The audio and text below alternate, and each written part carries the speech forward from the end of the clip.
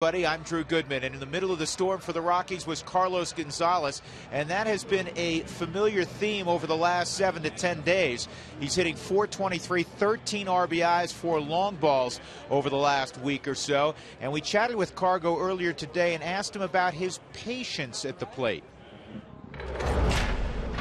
Obviously, when you're hitting the ball well, they're not going to pitch you very well. They're gonna try to mix it a little bit. When you're on hitters count, they're gonna come with breaking balls, and obviously you're gonna be waiting for your fastball. But if you take that at bat longer, they're gonna make a mistake. They're gonna have to come and throw strikes.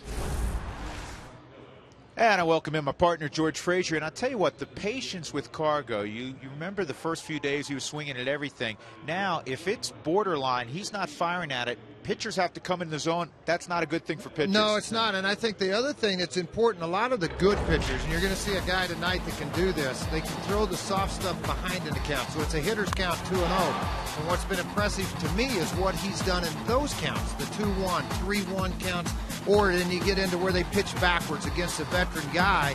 He's done a ton of damage. Late in games, he's done damage with the home runs, the line drives. And again, this is a kid that started out struggling a little bit, and all of a sudden you catch fire. And when he catches fire, I mean, it's fire. It's a lot of fun to watch. The interesting thing about what you mentioned, he's actually hitting for a higher average against soft stuff this year than fastballs, and we know he can hit the fastball. Oh, yes, we do, and hit it very far. Very, very far. When we come back, we'll talk about the pitching matchup tonight. Jolie Chassin against the guy that has given the Rockies fits, veteran left-hander Ted Lilly.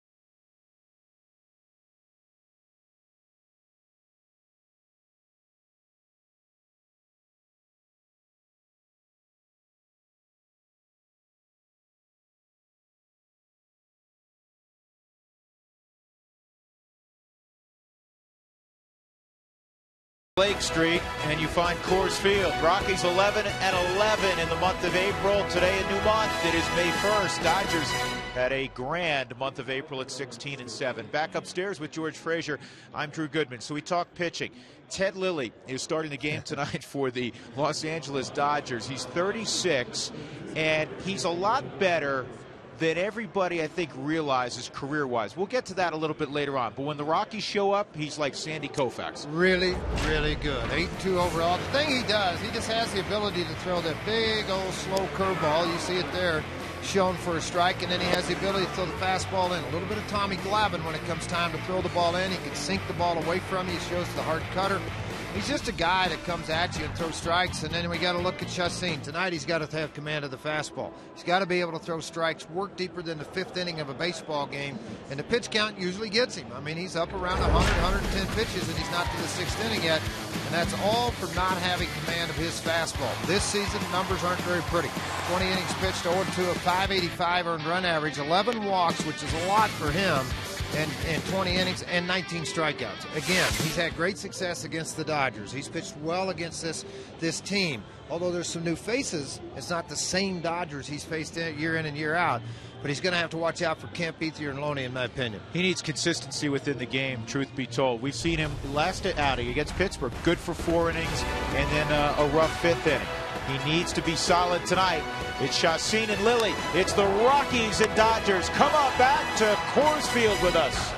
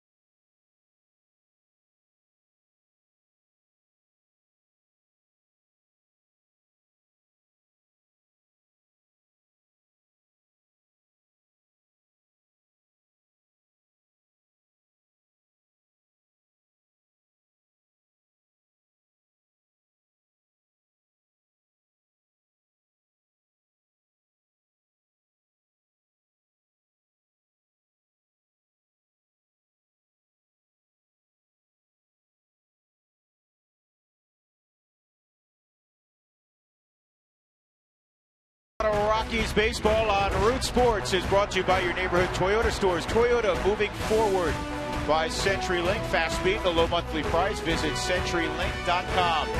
By Rockies Autos, Colorado's #1 volume dealer.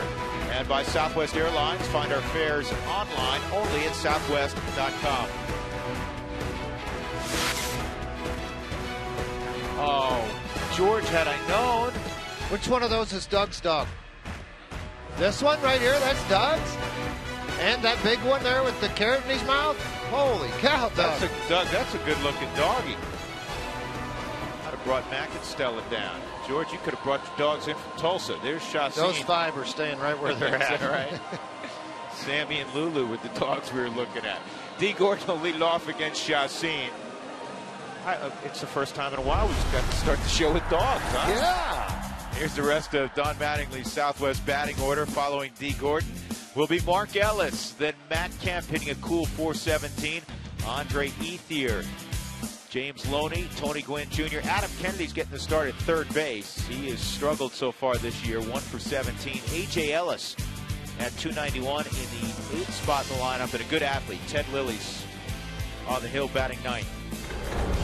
Well, the numbers on Yolis Chassin, 0-2 this season, a high earned run average. Last 7, though, against the Dodgers have been rather special. 5-2, 157 earned run average. And that always makes it a little easier when you're struggling to go out against a team and an organization that you have confidence against. D. Gordon was 1 for 5 last night. He'll step in against Chassin. And the first pitch just missed off the outside corner, ball 1. Mike Everett is the home plate umpire tonight. Paul Schreiber's at first, Tim Welke at second, Laz Diaz at third. And this is pulled into the seats, foul. D. Gordon hit that pretty far, didn't he, George? Yeah, hit a lot farther than he weighs. 150. And you know what? I'd have to see him on a scale to believe that. Yeah, not a really fast kid, though. His game's hit the ball on the ground.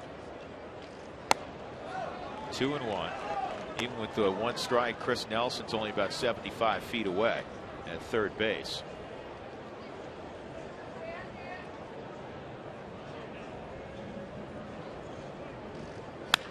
This ball's hit a ton to right. D. Gordon has just hit it out. That's off the facade of the second deck. I take back everything I said, D. Totally everything back. I didn't think he could hit it that far if he was standing in the outfield. I take everything back. I bow to you. First major league home run. That's why he's got the broad smile. Fastball, center cut and in. Earlier on the pitch sequence to him, they tried to go inside, it went away. So Hernandez saying, all right, we're going to have difficulty getting in, let's go away. That pitch came in and stayed over the plate. And that was a no-doubter. First Here's one. Mark Ellis. It only took 312 at bats. 312 at bats till this youngster left the yard. You know who really fell off the couch, George? That's his dad, Tom Gordon. Flash Gordon home in Florida. So wait a second.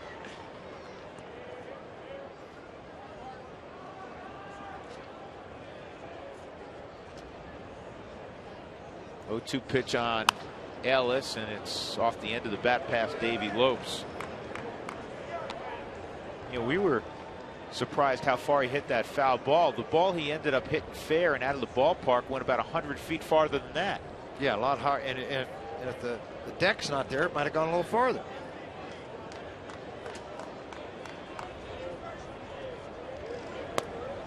One and 2 on Ellis. Well, the Rockies are familiar with playing from behind in the first inning this year. It's happened too frequently. In fact, they gave up a run to the Dodgers last night on a Matt Kemp home run. Now, you expect Kemp to go deep.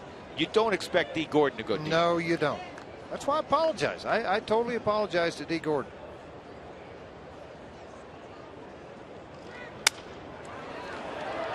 And that's going to drop in left center field. So Mark Ellis reaches. Rockies been outscored 19-11 in the first inning. The outfield will look this way tonight for the Rockies. Cargo in left, Kadire in right. Eric Young Jr. getting a start in center field. Chris Nelson back at third. Tulowitzki, Scudero, Helton, and Ramon Hernandez. So a chance for Jr. to put together a full slate of at-bats. He's earned that right. It's been sensational coming off the bench. Here is Matt Kemp. Well, the good news in this matchup, George, is that Chassin, I don't want to jinx this, but he's owned Kemp 4 for 26 lifetime against Yolis.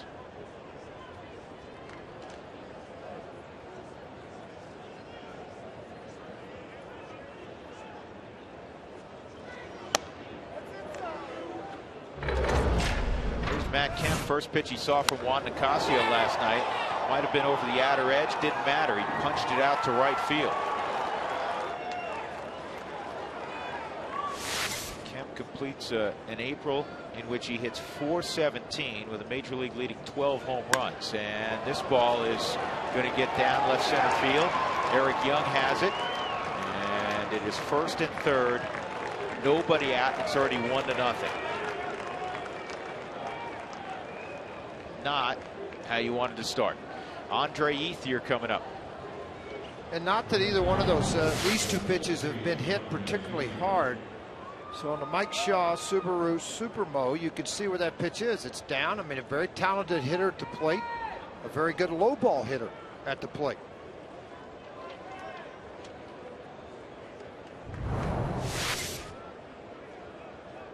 Of course, the story of the game last night, as you look at Don Mattingly, was the bases loaded punch out of Kemp with nobody out by Ismael Rogers, and then Rex Brothers getting this guy, Andre Ethier. And after the ball game, Don Mattingly was asked about that. There's a strike. And he said it is unfair to expect Matt and Andre to keep hitting at the clip they're hitting at. Somebody's got to help out. Yeah, he goes, as terrific as they are, come on, you know, Kemp's not going to hit .417. And Ethier's not going to stay on 175 RBI pace or whatever it is. 1 ball, 1 strike. Rockies will trade a run for a double play here. Home run by D. Gordon, single by Mark Ellis behind in the count, and then the single by Matt Kemp. Got to keep your eye on Kemp at first. 40 bags last year.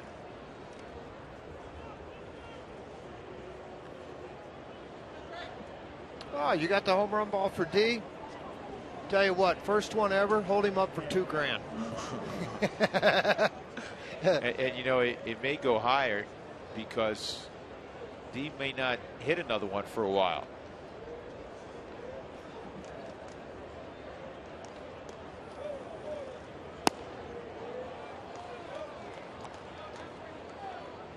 Two and one. Kemp hasn't taken off yet. One of the primary reasons he's trying to keep that hole open for his buddy Ethier between first baseman Helton and second baseman Scudero. Got a Gold Glove setting at first base. Hold him as tight to that bag as you can.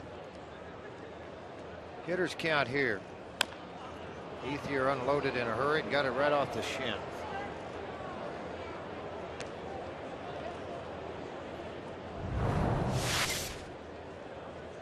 I'll give you a shot. Let's see where he got it. Is it on the shin, the foot? What got him? Ankle bone. That really hurts.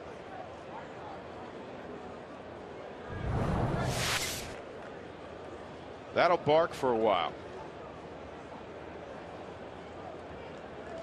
Ethier 6 for 15 against Chacin.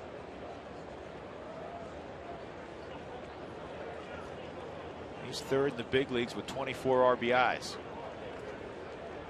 And this year he's hitting .421 with runners on base. That's how you drive in a bunch. 2-2.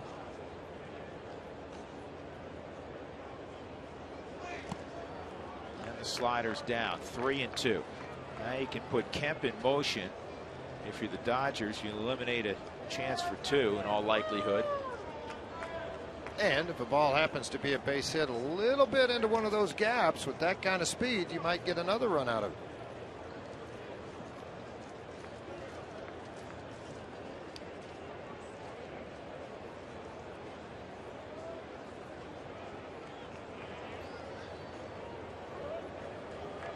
That's generally a good ploy on a 3-2 situation, but any player with a degree of experience at first is looking for that. Pretty locked down. You don't want to leave early if you're Matt Kemp. He takes off now, and this ball is lifted to deep right center field, and Eric Young's going to watch it sail out, and this has turned ugly quickly. 3-run jack Andre Ethier, 4-0 Los Angeles, and Chacin has not recorded an out. 19 pitches, 2 home runs and 2 singles. Wow.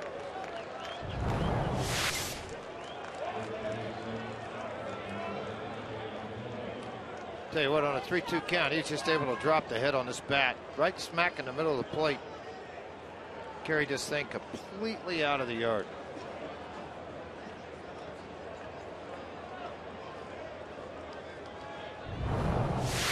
And here's the guy that generally kills the Rockies, James Loney, and the Rockies will get an out. And the Bronx cheer here in Denver. Folks haven't put the mustard on the hot dog yet, and it's 4-0. The negotiation has begun. Who's in the stands negotiating on the behalf of D. Gordon from the Dodgers? I don't know, George. You seem to want to involve yourself, though. You want to? I want to represent the guy with the ball. All right, go run out there. I'll handle things for a little bit. That's a long run, though, George. How about you go get him and bring him up here? I thought you'd like that better. Yeah. Here's Tony Gwynn.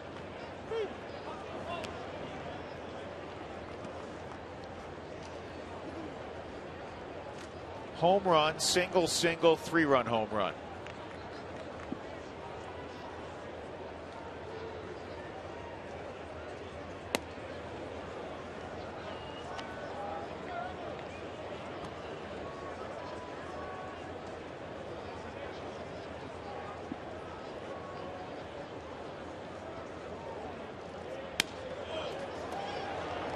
Tulo cuts it off on the move. He throws out Tony Gwynn. Nice play by Troy. 2 outs.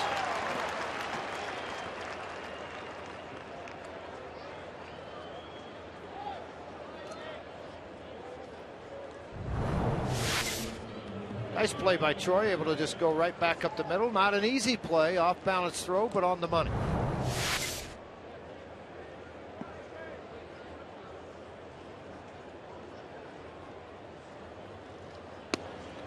You know, Drew did a little homework yesterday and came up with his pitches per inning. The average in the National League 17.2 pitches. Shashin is averaging right at what's he average? 21.3. That's just the second hit this year for Adam Kennedy. He was 1 for 17 coming in, and that was the 25th pitch of the inning. And George, you said this during the open. You're averaging 21 pitches an inning. You do the math. 5 innings. You got somebody up in the bullpen. It's 105 pitches. I mean, you know, and if you're throwing that many pitches, a lot of times you're not leading at that time either. I mean, so 21.3 for Chassin, and then Guthrie, it's you know, very good at 16.4, below the National League average. 8th man to hit in the inning, A.J. Ellis, and that pitch misses. The Rockies have youth in their rotation when you talk about Drew Pomeranz, when you talk about Juan Nicasio.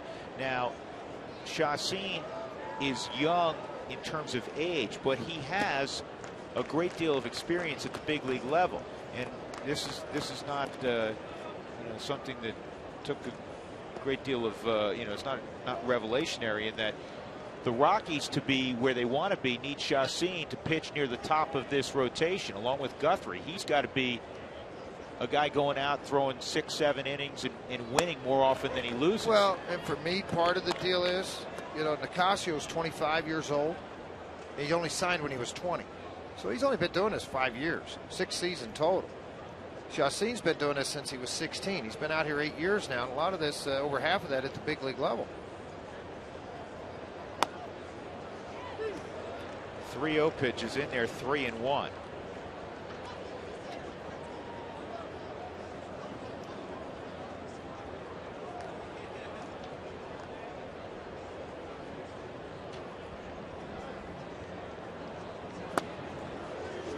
Now, Chassin's just 24. In fact, that probably surprised a lot of people what George said, that Nicasio's older than Chassin.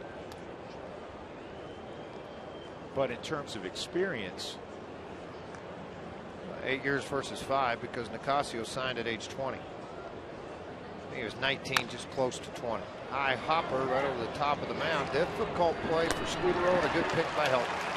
Very nice pick by Todd Helton. A lot of damage in the first. 2 home runs, one of them a 3-run jack from Ethier. 4-0 LA.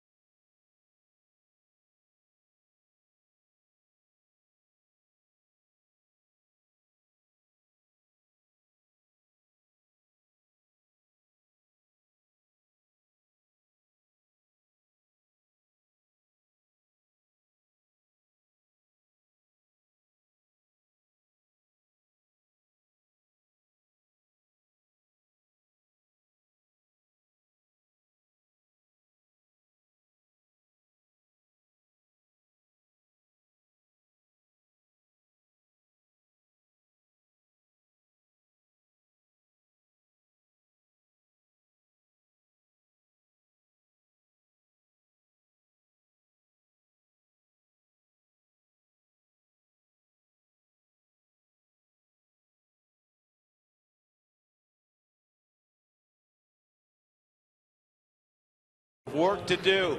The good news is they have 9 innings to do it. They'll face Ted Lilly. Eric Young Jr. getting the start tonight in center field. He'll lead things off. So Marco Scutaro, who generally speaking hits first, will slide to the 2 spot as you take a look at the Southwest Airlines batting order for Jim Tracy tonight. After Scutaro, naturally comes Carlos Gonzalez. He's got the average over 300 now. Among the league leaders in RBIs with 18. Tulowitzki, Helton, Kadire, Ramon Hernandez at 246, Chris Nelson, and Yoli Chassin.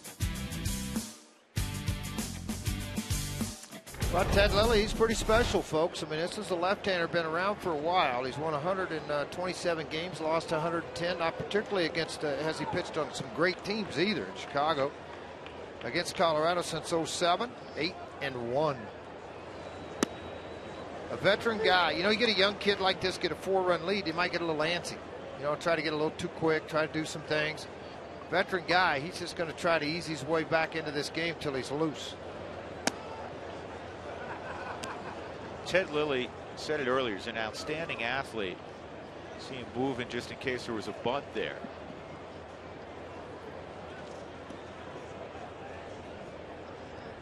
Originally drafted by the Dodgers in the 23rd round back in 1996. Rockies have had their struggles against lefties this year, hitting just .209.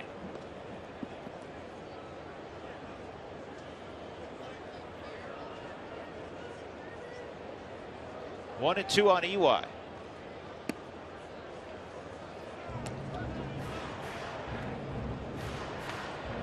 He's similar to Jamie Moyer in that he doesn't throw very hard.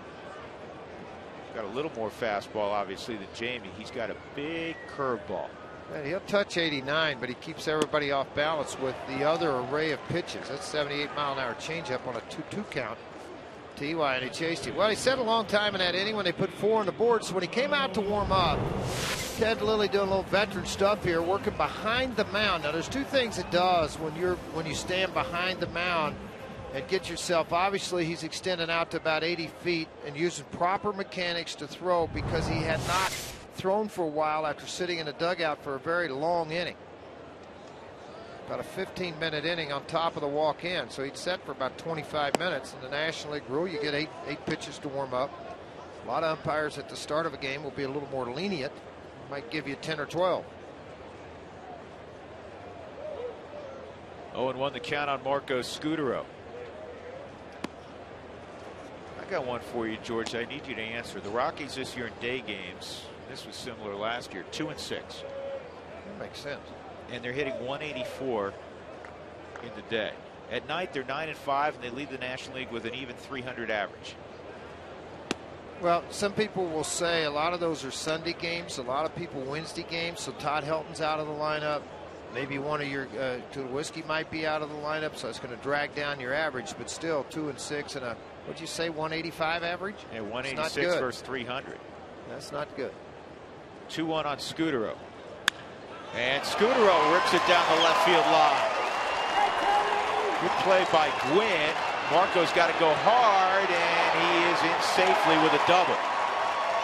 Real nice play in left field by Tony Gwynn. Sliding stop, and he made it a close play at second. Well, it is a really good play, and Scutaro continues to stay hot, particularly on balls middle half down. He rips this right over the head of Kennedy at third base down into that corner. Now what's going to happen? Watch this slide stop pop up when he got to the gravel. Man, outstanding play and a good hustle by Scutaro to get ahead of the tag and the throw from Gwynn. 5th double for Marco. The Rockies leading the National League with 44. Yeah, and that doesn't really surprise a lot of people, and the reason why is because of the Ponderosa, how big the gaps are here at Coors Field. Here is Cargo. Speaking of hot. Well, real hot, Drew. I mean, what were those numbers you were telling me against Ted Lilly? I mean, they were monster numbers. Yeah, I mean, he's hot in general, but he's got big numbers against Ted Lilly in his career. He's got 4 home runs against Ted Lilly and an average of 400. And what he's done in the last 7 ball games are ridiculous. 423 average, 4 home runs, 13 RBIs, and he scored 9.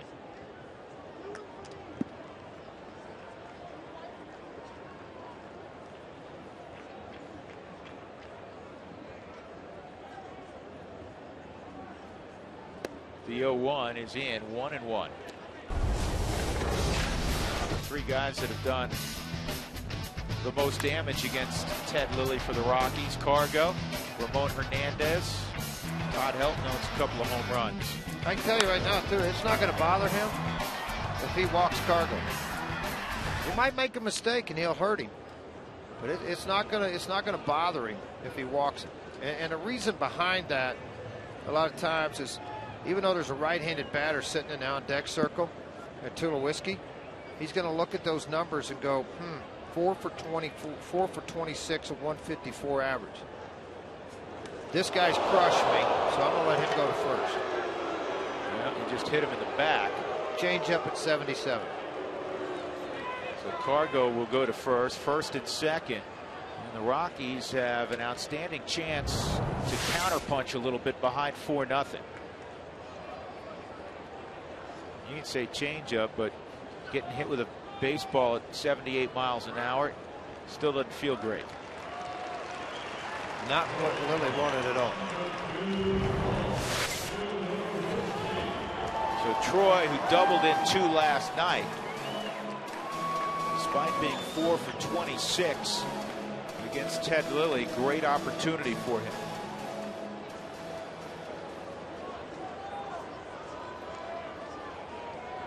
.282, 3 home runs, 13 RBIs in April for Tulowitzki.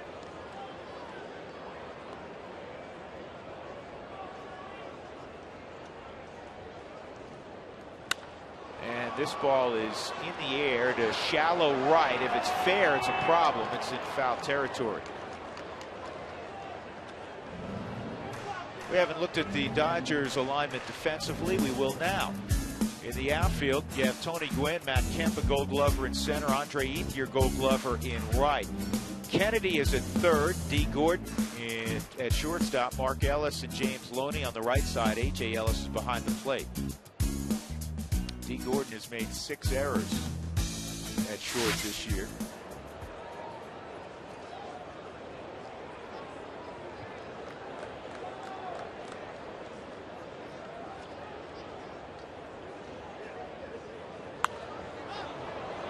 Popped up out of play. Jim Armitrout, our director, just reminded me of something. Remember, we saw D late in the season, and he would remind himself, he'd have an ongoing conversation going over the situation, going over situations, I should say, before the pitch was thrown. And he'd remind himself how many outs there were on his hand and where he was going to go with the baseball. Is he still doing it? Well, we haven't seen him do that yet. He's a veteran now, George.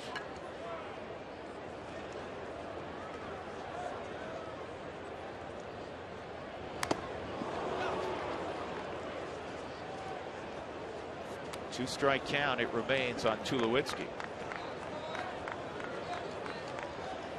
Troy's got a little 4-game hitting streak going. Just 3 for 21 against lefties this year. That will change as well. Well, on an 0-2 count, he threw the big looping curveball, and I wouldn't be surprised to see him go to it one more time. Hard on the ground, gobbled up at third. There's one on to first, double play. 5-4-3. Adam Kennedy flipped it to Mark Ellis. So the Rockies threaten, they do not score. They trail 4-0 through 1.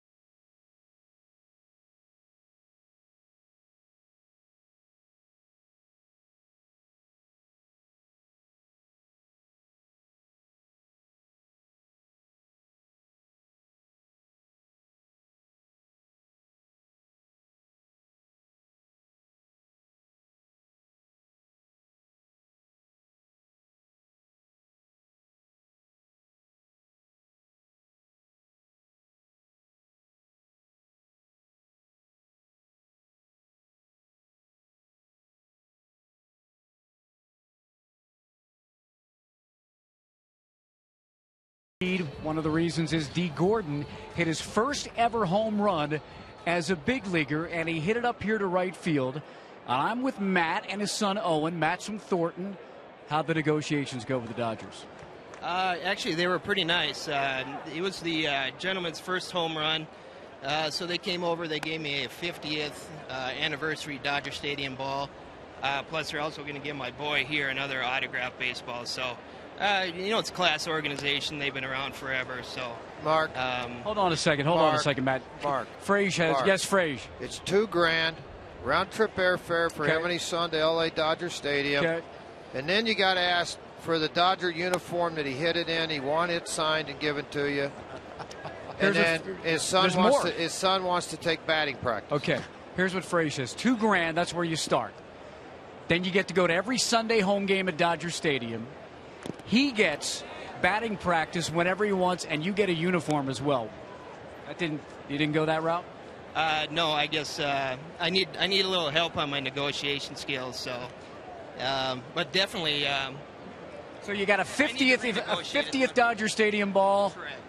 Okay, and some gear. Ask him who brought it up. Who brought the negotiating ball up to him? Maybe I should ask to meet Magic Johnson, I guess. You can do that now. He's one of the owners. Exactly. Hey, who brought the ball up to you? Who brought the ball up to you? I mean, who came and negotiated Who came and negotiated to get the ball?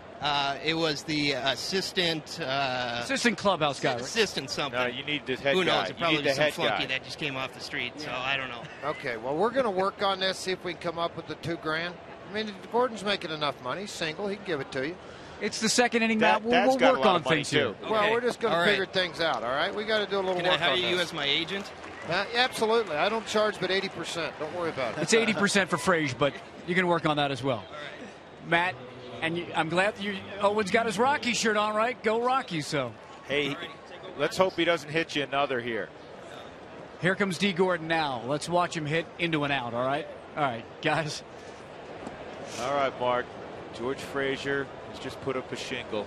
He's available come on, for let's hire. Go.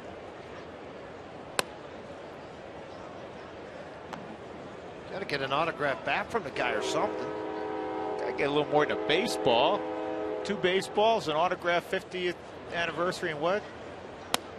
That was it. That was it? Yeah. No, we got to get him better than that. Yeah, we got to have a little more than that. I don't know about the every Sunday home game and the I'm round trip we're all airfare. over that, pal. He definitely gets a Dee Gordon bat.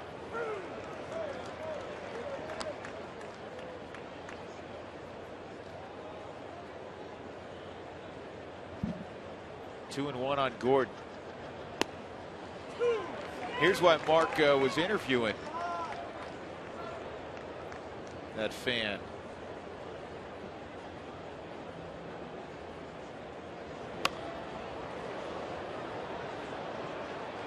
Gordon 300 at bats in the big leagues. Dee Gordon finally did this. And this was a no-doubter. I mean, Dee's racing out of the box because he's never done that before.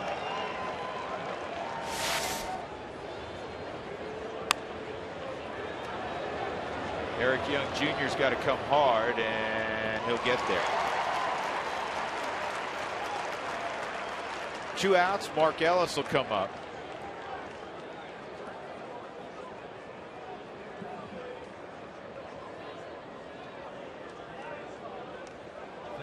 All right, I'm doing a little research here.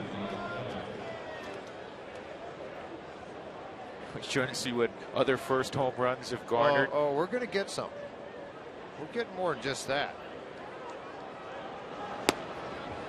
Strike one on Mark Ellis.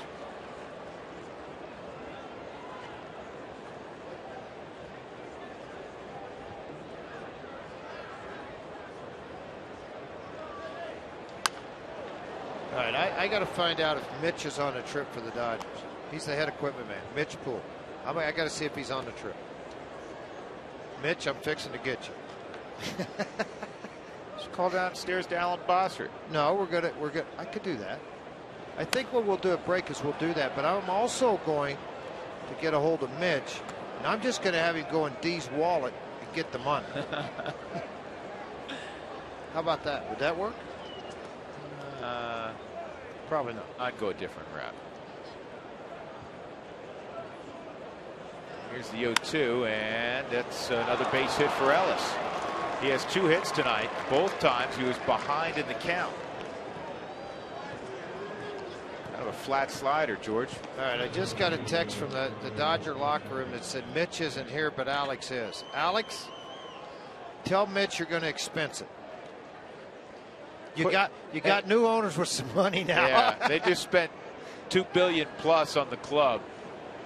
Let's write it off to Guggenheim Sports Enterprises. That deal was consummated earlier today. Guggenheim Baseball Management. The controlling owner is a gentleman by the name of Mark Walter.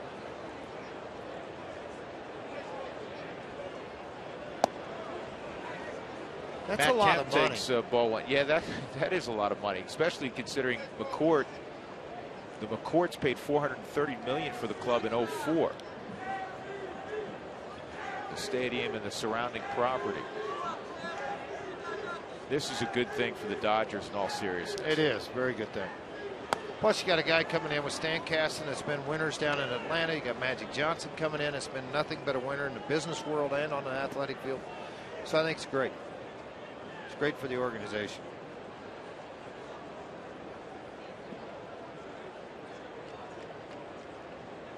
2-0 on Kemp.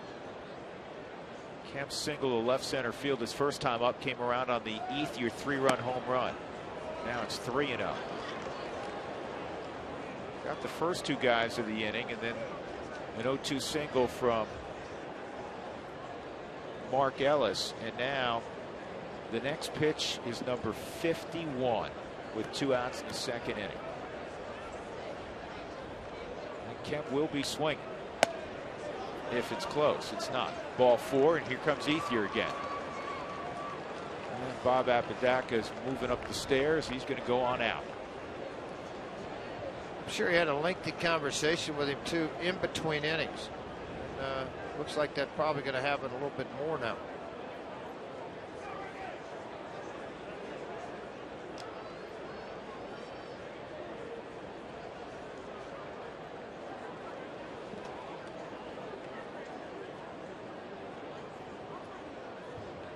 So now you got an autographed baseball. All right, we'll come up with more than that, Alex. We got to have more. Alex, come up with a little bit more, okay? Now go get a bat. At the very least, you have to have a bat. A bat. Go, and he's got the 50th anniversary thing. That's right. But go get the bat.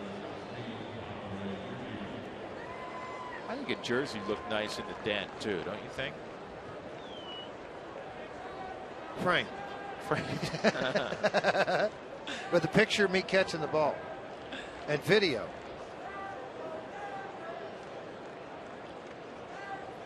Ethier hit a 3-2 pitch out of the ballpark to right center his first time up.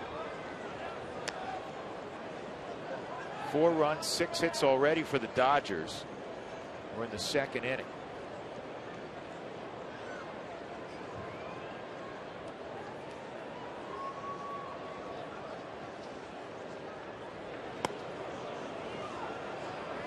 Chacin, George, either not commanding his stuff or not trusting his stuff. I think it's a little of both. A little bit of both, Drew. I think, you know, the guy just hit a 3-run home run. You're down 4-0. It's just the second inning. You're throwing 53 pitches in the ball game.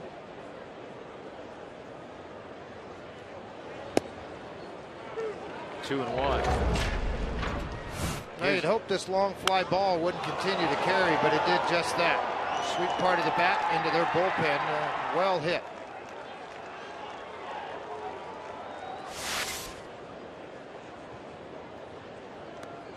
Ethier just went ahead of Kemp in the RBI race. He's got 27. Kemp's got 25. So what other 3-4 combination has 52 ribs? I don't think there. Well, Josh Hamilton. Doug's shaking. Is there anybody with Josh out in Texas? See, you might be wrong there, buddy. Did you hear Doug? That misses ball 4. When I said that, you heard Doug? He emphatically said, I'm never wrong. Well, he generally isn't. Bases are now loaded. Single and 2 walks, and James Loney coming up. And where do you go to your bullpen? You had to use a lot of different guys last night in the bullpen, and Jim Tracy thinking, you know, I just don't really know where to go here.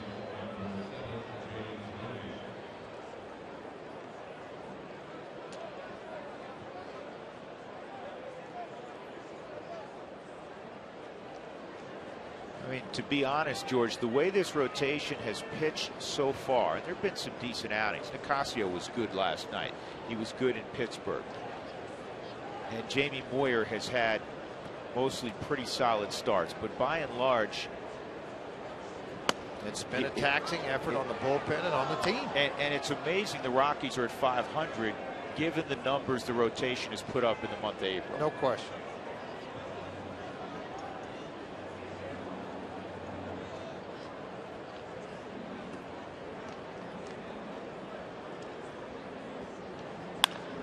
Line drive right at Scudero. So James Loney lines out, and the Dodgers leave him loaded. But they're up 4-0, middle of 2.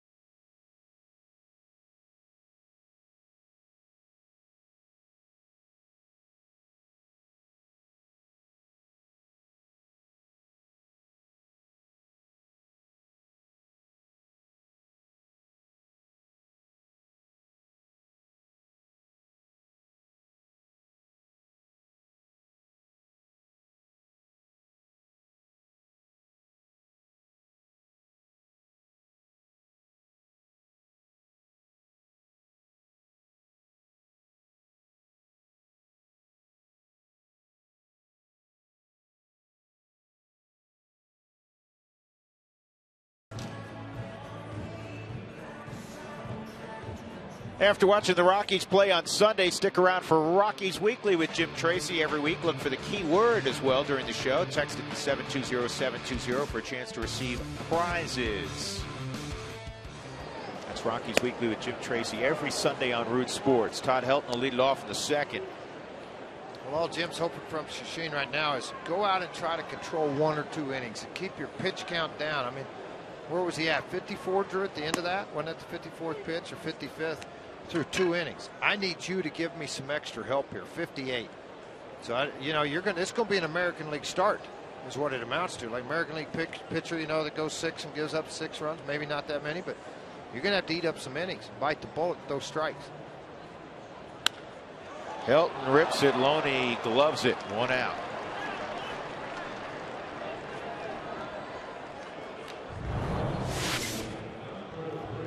Well, this is kind of a one step and hope it hits the other end of the mitt because it was scalded. You don't want that thing in the palm. Michael Kadire at the plate hitting .299. Kadire came on in a double switch last night. Ended up getting a couple of at bats. He walked and doubled.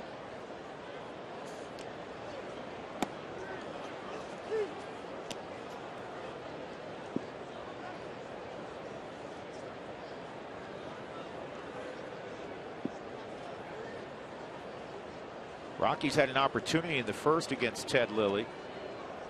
Runners at first and second and 1 out. Tulowitzki grounded into a 5-4-3 double play. Scudero had doubled. Cargo got hit by a pitch.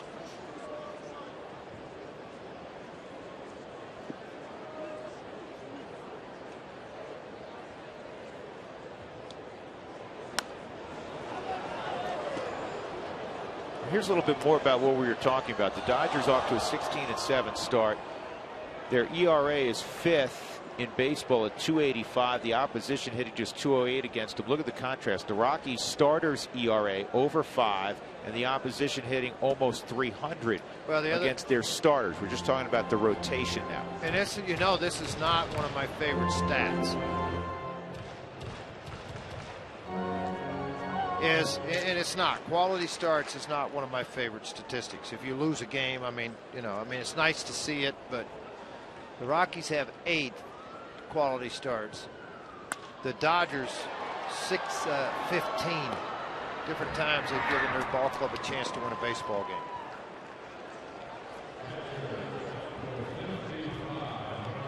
Two outs. That'll bring up Ramon Hernandez. Who wants tacos? Remember, when the Rockies score 7 or more runs during any ball game, go to participating Colorado Taco Bell locations the next day between 4 and 6 and get your Rockies taco special. Feed your Rockies fever only at Taco Bell. My youngest Gabe was very upset that the Rockies won just 6-2 last night and not 7-2. You are letting him eat beef, aren't you? Absolutely. Breaking ball to Hernandez, misses. Soft or hard shell? I'm a big soft shell guy. Well, whenever we go out and he gets sometimes chicken tacos in the soft shell. Yeah. That's all he has. There's nothing else with it. So whoever's making it what always else says, do you want? Well, I know, but they always assume that you're going to have something. Pico, guacamole, nothing. That's it.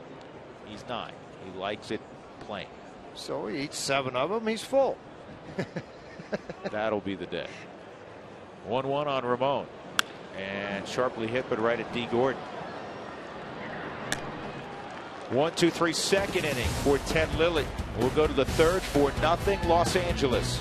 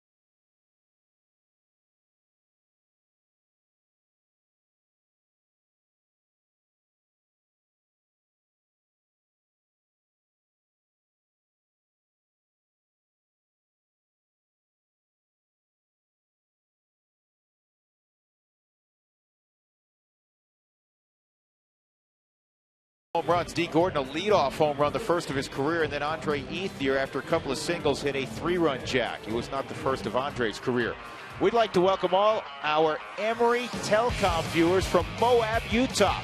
We at Root Sports thank you for watching the Rockies. Visit our Facebook page at facebook.com/RootSportsRM so you can tell us your favorite place to root for the Rockies. And I know there's a ton of them in Moab.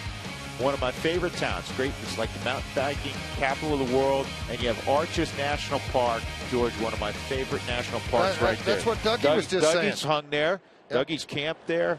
That is a beautiful national park. What a wonderful place. Moab, Utah. Tony Gwynn will step up.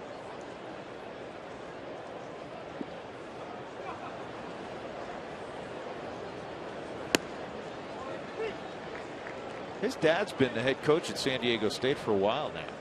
Quite a while. Took over at his alma mater basically when his playing days ended. Still does a little bit of TV work for the Padres. Outside 1-1.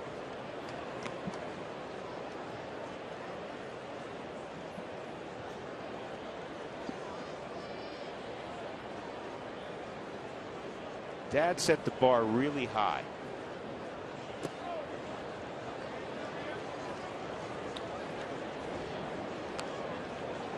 Think about it, there's a couple of sons of in the lineup tonight for the Dodgers. Dee Gordon's dad, Flash Gordon, pitched for a long, long time. Tony's dad, a Hall of Famer.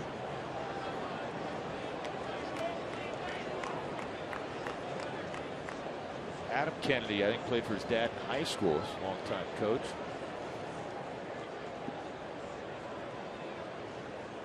It's Tony's 8th year at San Diego State. That's a base hit.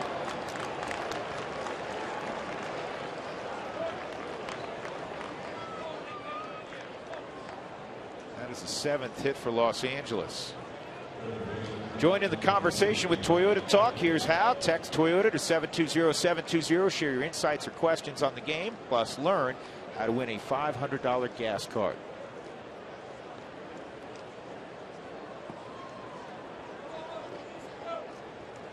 Adam Kennedy with his 2nd hit of the year in the 1st inning. 8 came to bat in the 1st for LA.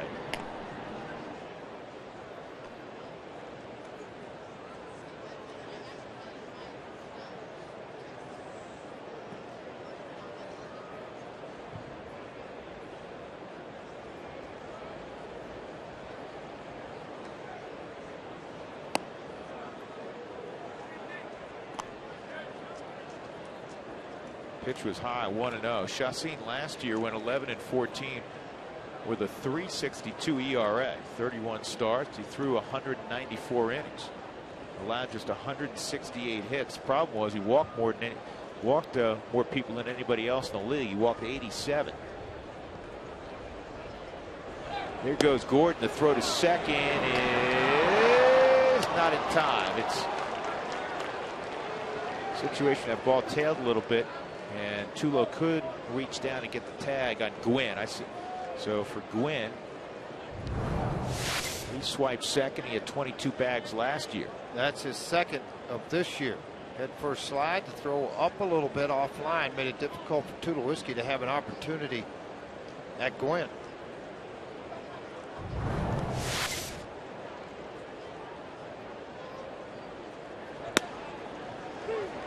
Two and one.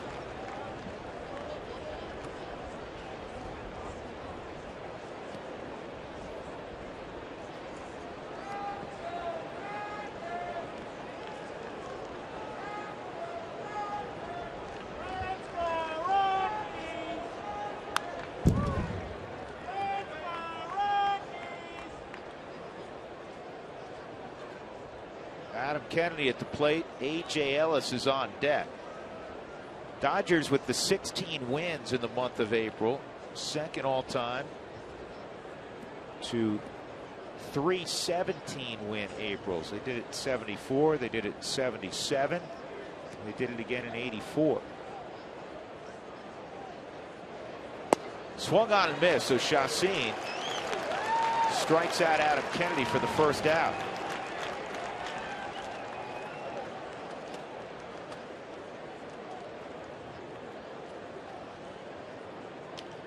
Well, book a suite or a party facility right here in May and receive up to 220 free Rockies tickets to another game this season. That's right. Book a suite and the Rockies will give you 20 free tickets to another game this season. And this is really a limited offer, so make that call today. 303 Rockies for more information.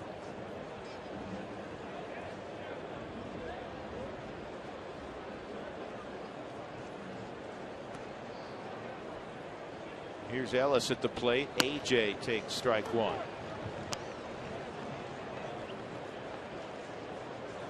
Well, A.J. Ellis doesn't have the big name of some of the previous catchers in L.A., but he's done a really nice job. He's 3rd in the league right now with a .439 on-base percentage. Goes into center field. Chassin will pick up the error as Gwynn goes from second to third. That's where you want to inadvertently, George, fall on the base runner. Fall on him. Well, that's where Scudero tried to kind of fake tag him a little bit. Watch the end of this. Ball hits up, goes on the ground, takes off into center field, and he's like, hey, I got the ball. No, you don't. Went right under his armpit. Went right out into center field. Now you got to pull your infield in. You're down 4-0.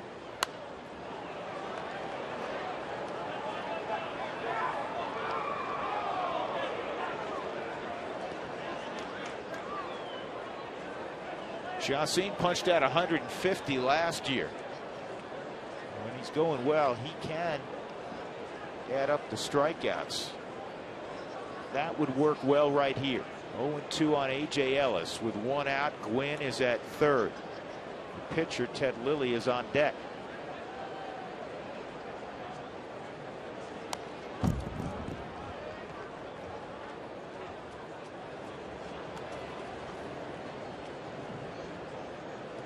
Pitch count now at 71 with one out in the third. By the way, Nick Schmidt, who came over in the Houston Street Trades, got a 2-hit shutout going in Arkansas for the Tulsa Drillers. They lead at 2-0.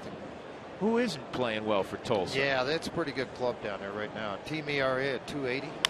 Down the line, fair. That was a hanger, and A.J. Ellis is going to have a double.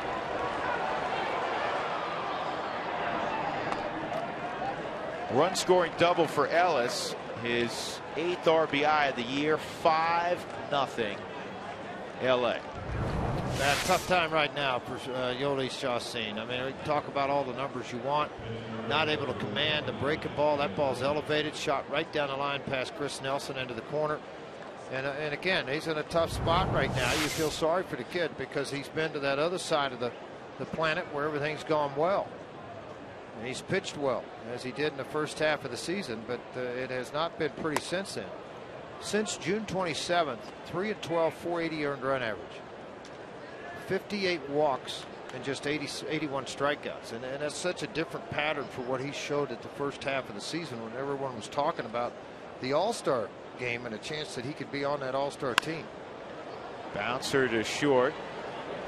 Tulowitzki throws out Lilly. Ellis crossed over, and that'll bring up D. Gordon.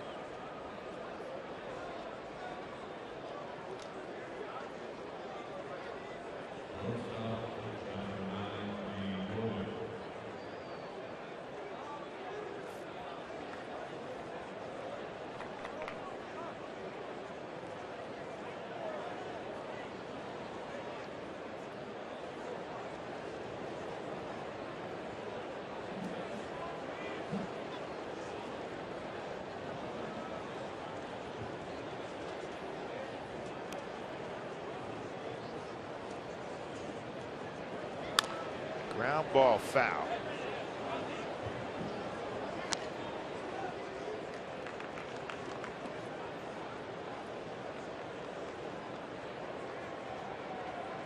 Five runs, 8 hits already for LA.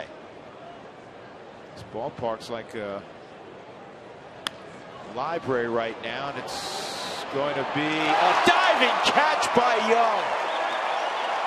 D. Gordon just got robbed.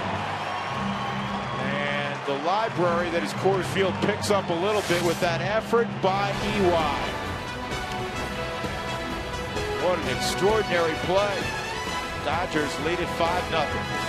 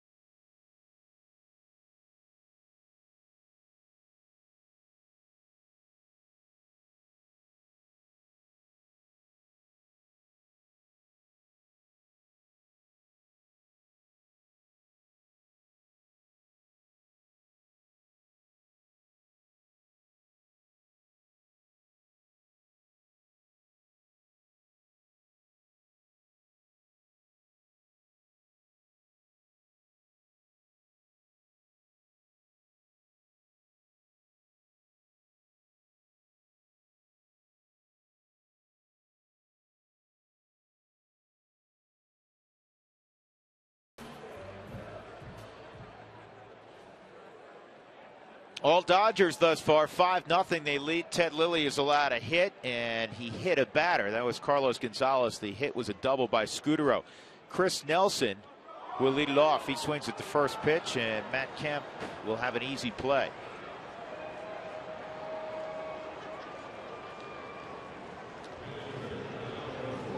Time for our AT&T trivia question. Which two active pitchers have the most no-hit bids of 6 or more innings and no career no-nos? I shocked y'all when I just threw it out there. Shocked you. Doug said, how did you read that somewhere? No, I did not. Chacin takes a strike. Since the start of 2007, the only pitcher with more wins against the Rockies than Ted Lilly is Matt Cain. Cain's 10-5. Lilly 8-1 since 07. Lincecum 8-6.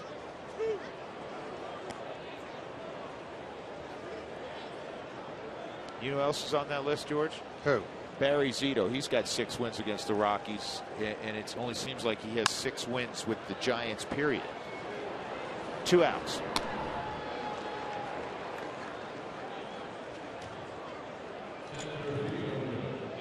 That'll bring up Eric Young Jr.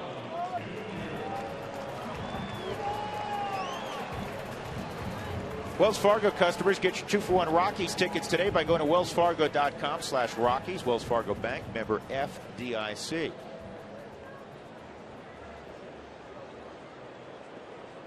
I wonder if he ever got the bat from D. Gordon. You gonna make Mark schlep up there again? No. Alex, you need to get out of the Dodger clubhouse and take him a bat. On the outside corner, a strike from Ted Lilly. And if that's the only bat he's got left from the road trip, have him sign it, give it to him. And a check. Better not be his only bat. This is game 2 of the trip. Might have borrowed a few. That's what happens to Giambi. Giambi being a former American League MVP. A lot of guys, his wood's a little different. Wider grain, knots in it, harder. So a lot of guys on the ball club will borrow a Giambi bat. They'll get a Helton bat, 2 whiskey bats. I don't think D. Gordon was doing that, because if he went to borrow, say, Matt Kemp's bat, he's not swinging it. A, it's going to be too heavy. B, Kemp will probably say, listen, you're going to slap the ball around. You don't have to worry about hitting it over the wall. Yeah, I was chatting, George, with Matt Kemp before the ball game. Nice guy, too. He's a good kid, and you don't realize until you get up on him, and we see him every year, but you forget almost how big he is. He's a big guy.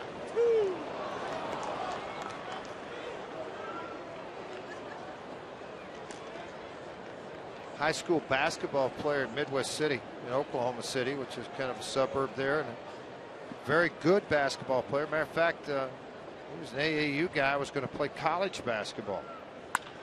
Pulled hard to third. Adam Kennedy up with it.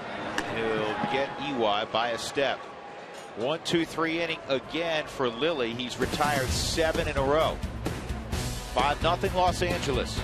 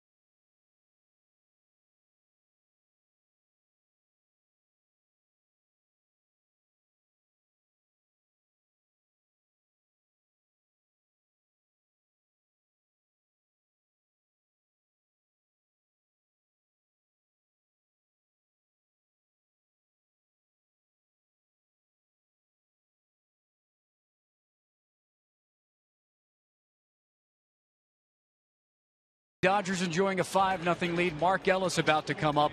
The former Rocky, got a chance to talk to him in the Dodgers clubhouse today. His sister's here. She's lived in Aurora for about 6 or 7 years. Dad is here from South Dakota. It's kind of like a business pleasure trip for his dad because he works in used cars and auction cars. He comes down to Denver every Monday, Tuesday, Wednesday, and Mark's in town, gets to see his son play.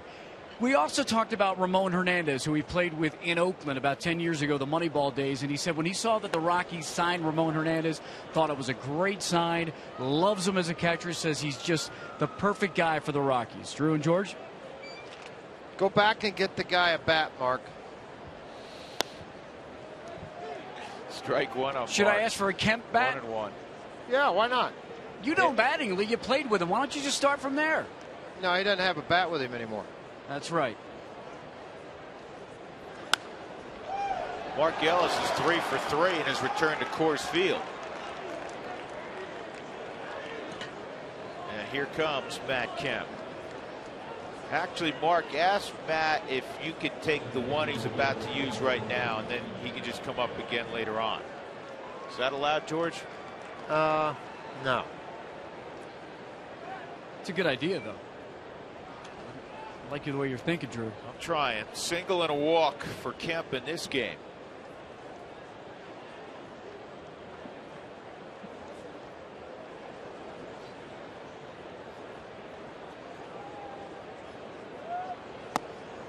Rockies play a day game against the Dodgers tomorrow, and then Thursday's an off day. So I know what you're thinking at home. You know, how long is Jim Tracy going to go with Chacin? You just might have to wear it for a while, George. Otherwise, you're going to run your bullpen out of an opportunity tomorrow to be anywhere near full strength. Exactly. It's exactly right. And you know, he had yesterday. It was a difficult day because he had to give Belisle time off, Renicky time off in yesterday's ball game. They've had a day's rest, but they can't come in and give you 2 innings each.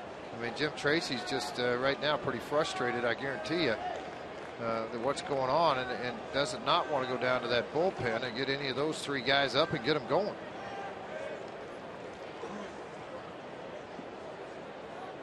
'81 pitches in for Chacin. 1-1 on Kemp.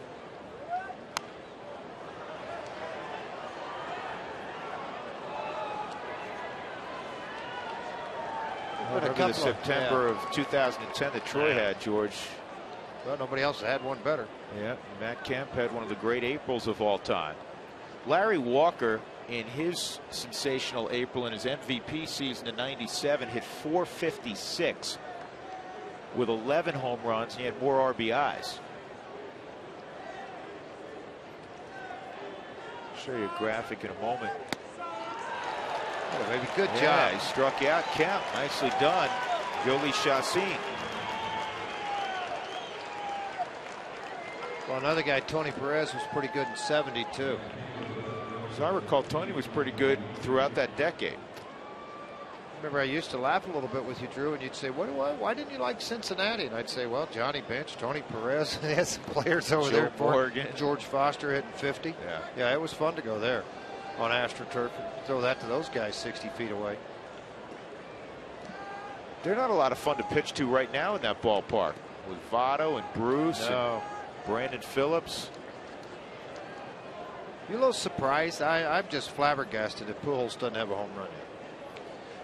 I was asked about that earlier. I am, but I wouldn't be overly concerned. Well, I'm not overly concerned about fan. it. I'm just 88 at bats without one coming into today. Somebody's going to pay. And then you got Ryan Braun last night, just went crazy. Yeah, we're going to show that in a little bit for those that missed that. That was late at night. Ryan Braun had an unforgettable day in San Diego.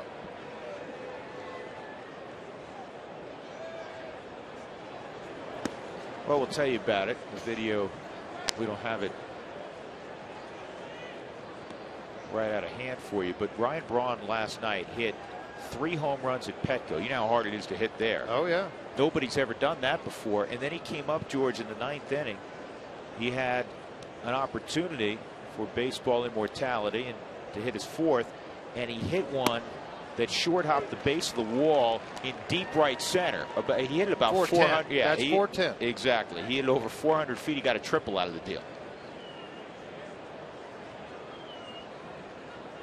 So he gave 4 home runs a scare last night at Petco again, of all places.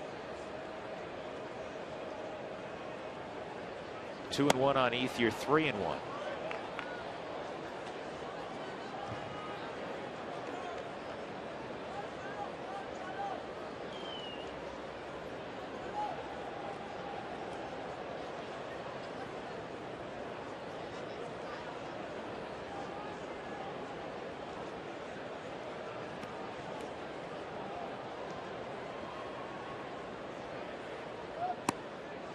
And ball 4. Ethier's walked for the second consecutive time after hitting the 3-run home run in the first. And Bob Apodaca will go out again. And honestly, I don't know what you say. Well, you just got to tell him, let's make a pitch here. Don't give up on this ball game. I know you're frustrated. I know your command's off tonight. You know, you're throwing 88 pitches, 51 strikes, 37 balls. What pitch do you feel in your heart right now that you can get you out of this inning with a double play ball? Whatever that pitch is, let's go to it, let's utilize it, and get out of here. Let's answer our AT&T trivia question while the conference takes place. Which 2 active pitchers have the most no-hit bids of 6+ innings and no career no-hitters, George? Lilly was number 1, tied with Jamie Moyer. They both have 5. And then Floyd, you know Floyd the Barber? Floyd, Matt Cain, Zito, and Sean Markham each have 4. That's an interesting one. James Loney at the plate. Ellis at second. Ethier at first.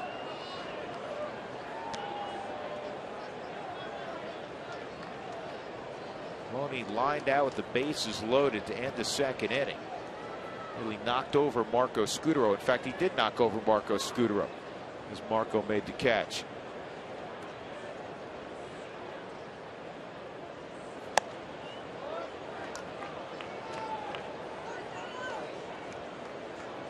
A 2-0 count to work with for James Loney.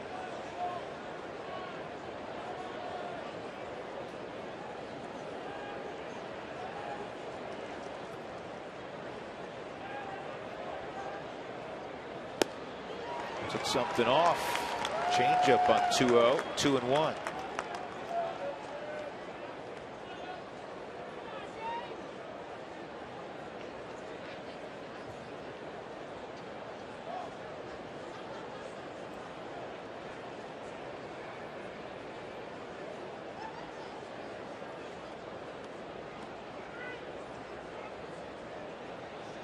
Three and one.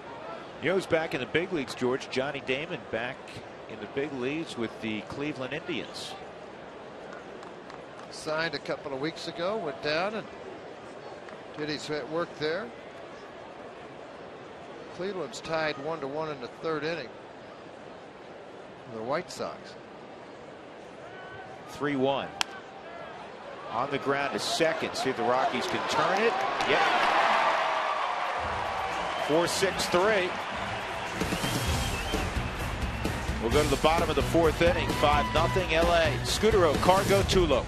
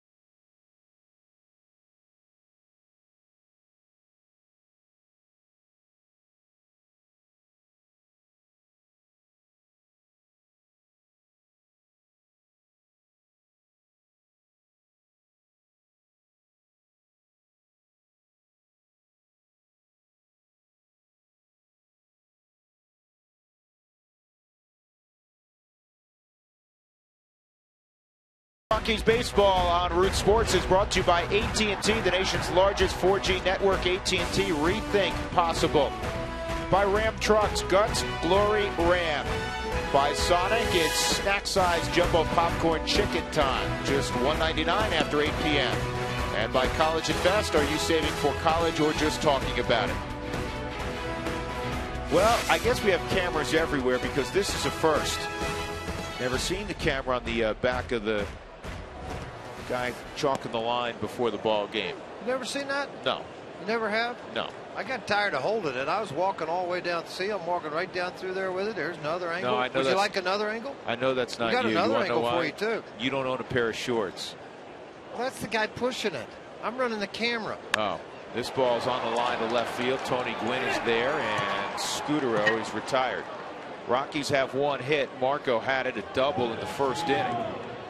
The only other guy to reach. See, here's the other angle I took. I had the overhead. I went left. I went right. Did a nice pacing shot, George. Right along there with it.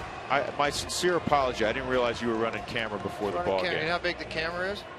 It's little, isn't it? It's huge. It's heavy. Weighs about 2 pounds. Right. Cargo's the only other man to reach. He was hitting the back on a changeup. Rockies had 2 on in the first inning with 1 out.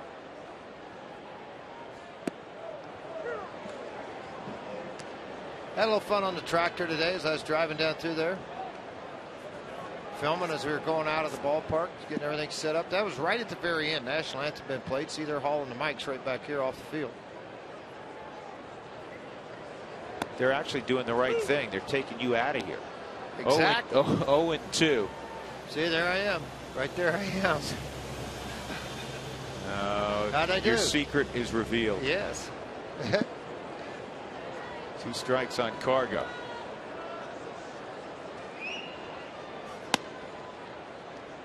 It's that 89-mile-an-hour heater.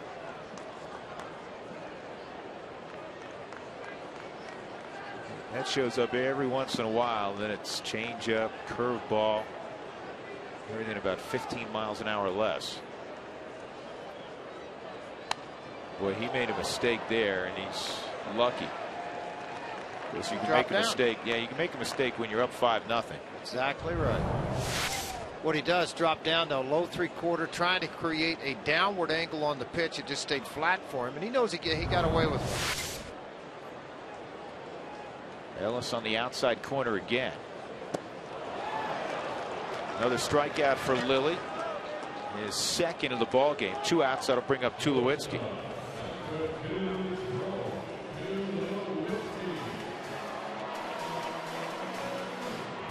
Time for our CenturyLink high-speed pitch as Tulowitzki comes up. Fast speed and a low monthly price. Visit CenturyLink.com. Ted Lilly 89. Chassin 91. Yeah, one thing that'll do it for you, and it's, again, kids, if you're listening at home and you want to know how to pitch, one of the first things you need to learn is throwing strikes. If you can throw strikes, you got a chance. Well, Ted Lilly has been 9 of 12 first pitch strikes in this ball game. He's worked ahead constantly, and he's had to here again make it 10 of 13.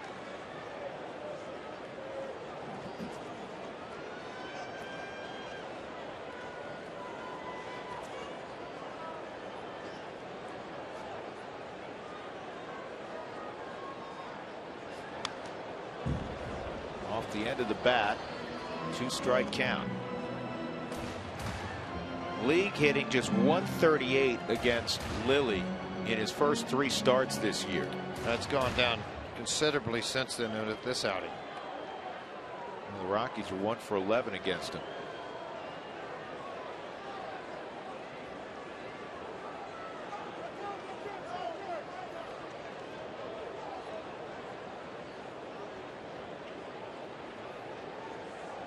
Lilly has won at least 10 games 9 straight years. And a routine play for Adam Kennedy. 10 in a row set down by Ted Lilly since he hit Carlos Gonzalez back in the first. 5-0 Dodgers.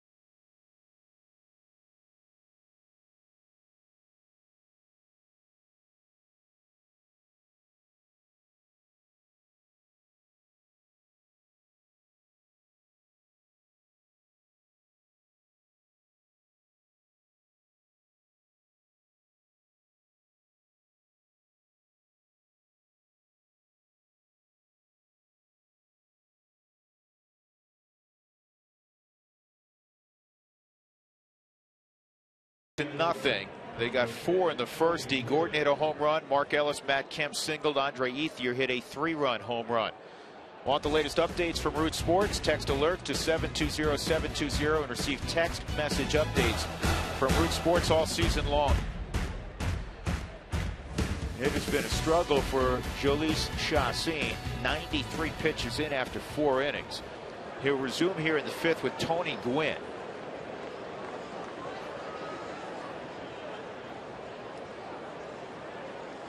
And Gwynn takes a breaking ball for a strike. Gwynn singled and scored in the 3rd. He also stole a base. He's 1 for 2. Got robbed of a hit by Troy Tulowitzki in the 1st inning.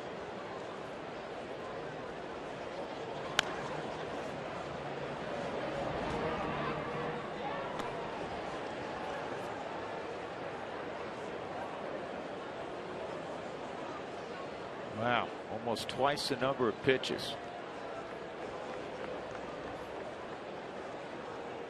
Well, that tells the whole story tonight. And the Rockies have done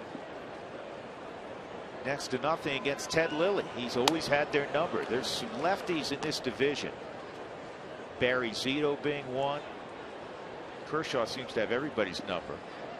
Corey Lukey's throwing the ball well for San Diego against the Rockies. Bumgarner earlier this year. Rockies have not figured out left-handed pitching so far in 2012, and they're going to get maybe the #1 lefty in the game tomorrow in Kershaw. This ball's well hit to right. It's not going to go out, but it's going to take one hop and kiss off the fence. Gwynn is going to stop at second with a leadoff double. That is 10 hits for the Dodgers.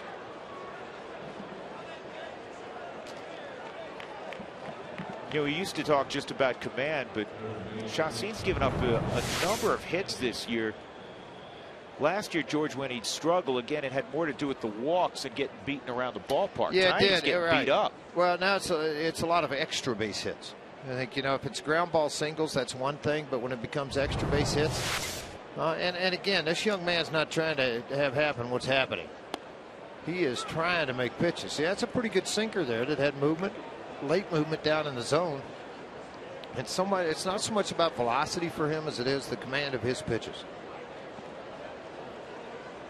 Adam Kennedy's 1 for 2.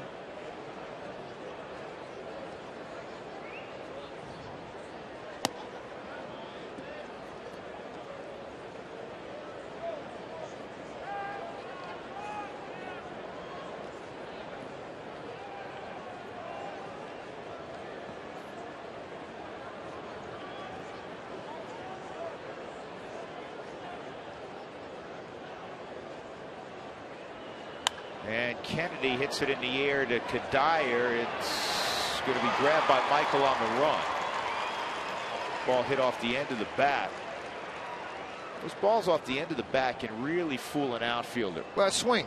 You know, guy's got a great big powerful swing, and you see the ball shoot up into the air, and then it just kind of dies or collapses out there, and you know, then you got to realize you better get on your high horse and get to the baseball.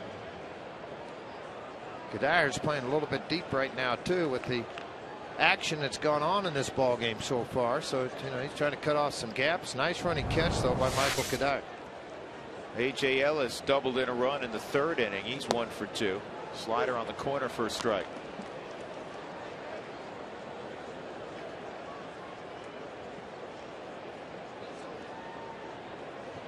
Career .366 hitter against Colorado.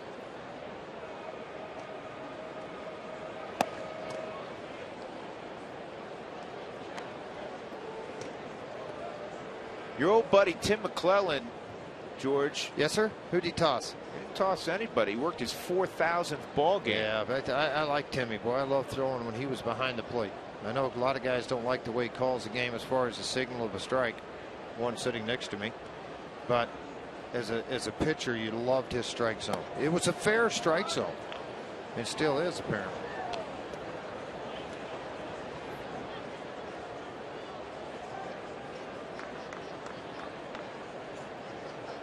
Hey, Dougie, did Bryce Harper play tonight? making his return trip back to Washington. 0 for 3. They were beaten by Arizona 5-1.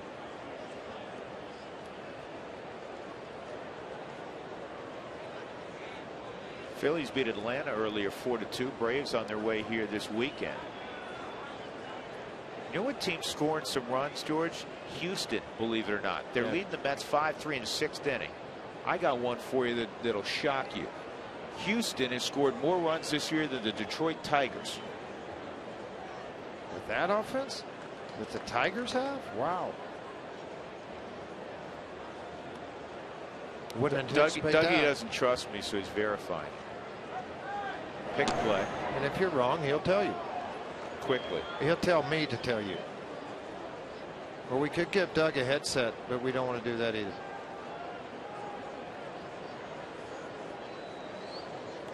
What do we got, Dougie?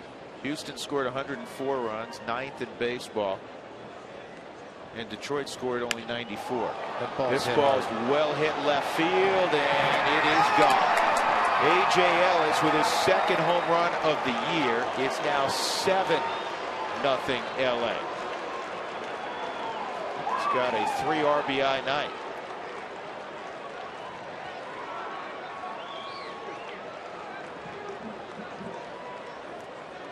Some of it's location. I mean, you know, as a pitching coach, you start to look, is he tipping a pitch? You know, is there something they're seeing in a delivery? I mean, there's a lot of things. Bob Apodaca and Jimmy Wright right now, and even Jerry Weinstein, who watches the games on tape in the room with Brian Jones, that they're why. I mean, is there something going on that guys are getting this good of swings on pitches? Some are mistakes, some aren't. Ted Lilly, a roller to short. I was kind of hoping, George, they'd pinch hit for Lilly. It didn't happen. Well, a little early. Probably let him go another couple. He's not tired yet. I think he has 40 pitches in the game. 49. Tell you a great story about Ted Lilly that was passed along to me. Do you know, in the off season, he plays shortstop. I know he's lefty, folks. He plays shortstop on like a senior men's team with some friends. No way. Now, who told you the story? That's what I want to know. Somebody with the Dodgers.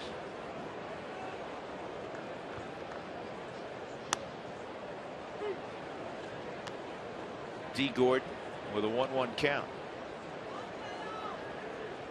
You never did such a thing when you were playing? No. High school, I used to go out and play against the federal prison doubleheader fast pitch softball on Sunday afternoons in Springfield. Got a pretty good team. Deathridge, Drumright. Real good team. Yeah. We made sure they won, though. Smart move. 3-1. It's kind of the Springfield, Missouri version of the longest yard, but very baseball. similar. Very similar. Yeah.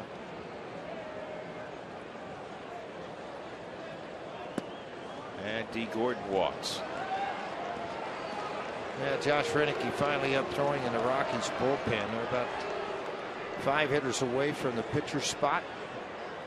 Chassin with 112 pitches. Tracy's finally has seen enough once he heard that Renicky was ready to go.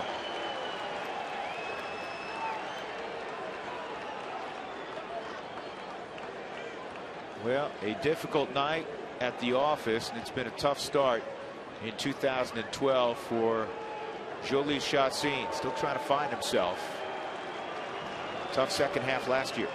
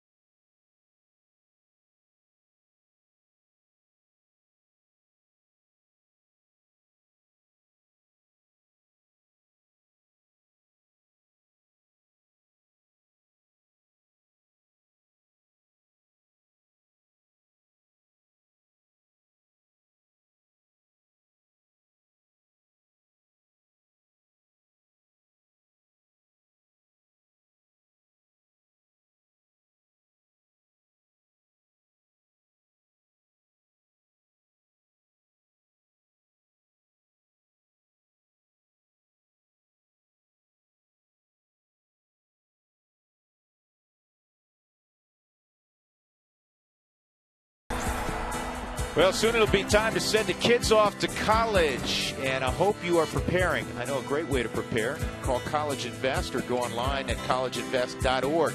You can open an account for as little as $25.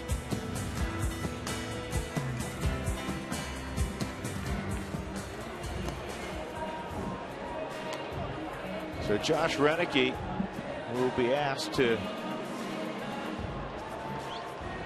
work middle relief here and give the Rockies some length out of the bullpen in all likelihood. Trailing 7-0. The Rockies have been out hit 11-1. Well, and he's been a workhorse of late. He's inherited 6 base runners. None of them have scored. He's got one here at first base. And Mr. Gordon Ellis up at the plate. And Ellis on the night 3 for 3 so far. 3 singles. He scored 2 runs. Josh Renicky, 15 pitches on Tuesday, 26 on Friday, 5 on Saturday, 20 on Sunday. So he's had a one-day break, and here he is trying to eat up an inning or so for this Rockies bullpen. 3 singles for Mark Ellis against Chacin, and this is going to be an easy play for Scudero. 1 pitch, and Renicky gets the Rockies back to the dugout. 7-0 LA. Helping the lead.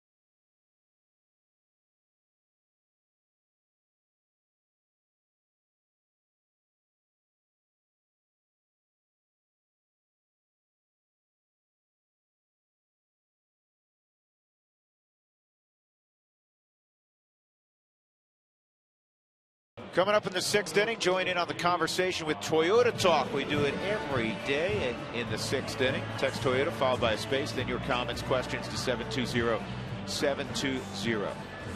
Text right now, learn how to win a $500 gas card. Todd Helton will lead off for the Rockies against Ted Lilly. He has retired 10 in a row. Colorado Sky Sox are playing in Sacramento tonight. White is on the mound. White has actually pitched pretty well. 270 earned run average at AAA. If you're wondering, Pacheco 431. He was 1 for 3 last night with a 3-run home run. So he still continues to swing the bat. And Matt McBride, who came over in a trade with Ubaldo Jimenez, still hitting 370. He's DHing tonight. Pacheco at third base. And another off-speed pitch. Todd's behind 1-2.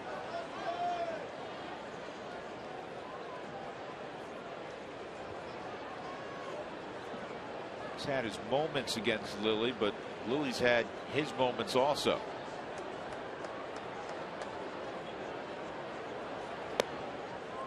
And change up again.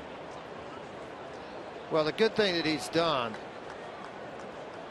and he's consistently done it, he's worked this outer half of the plate with left-handers and has shown fastball in occasionally. But it's typically the cutter. So in other words, he's throwing it right at the lefty and let it cut at the last second. I know you got Cargo with that change up in the back. And Carney Langsford's hands tonight, his hitters have been tied up. Just one hit as they work here in the bottom of the 5th.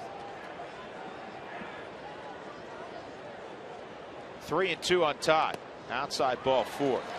Just the third base runner for the Rockies. I was talking to Carney before the ball game today, and I asked him about their game plan with Lilly, who has dominated them.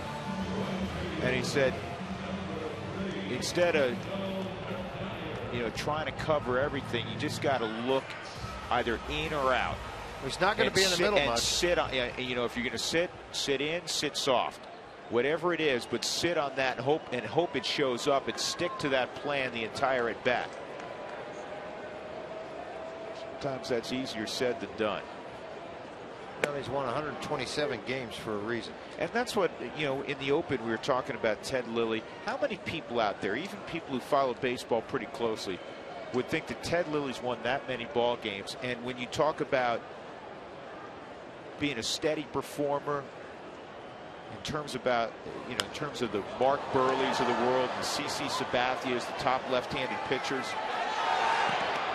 Oh, that's not really how Kenny wanted to catch that. Did a little Willie Mays action right there, didn't he? But you know what I mean?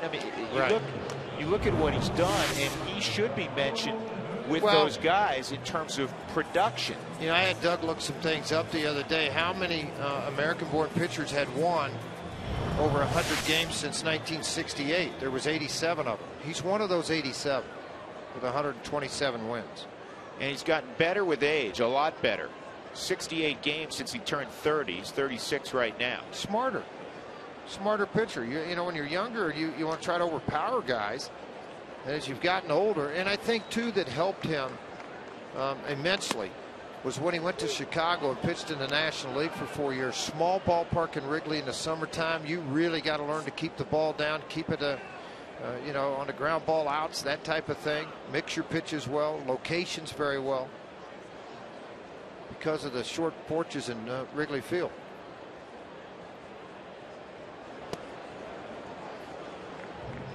Active wins list among left-handers. Jamie Moyer's #1, 268. CC has won 179.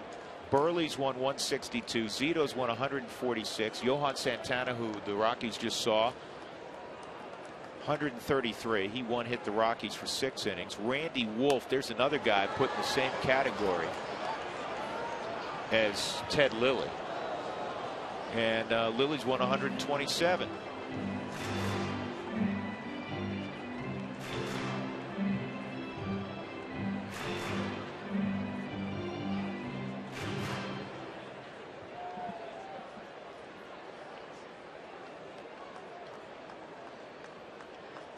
Jamie Moyer.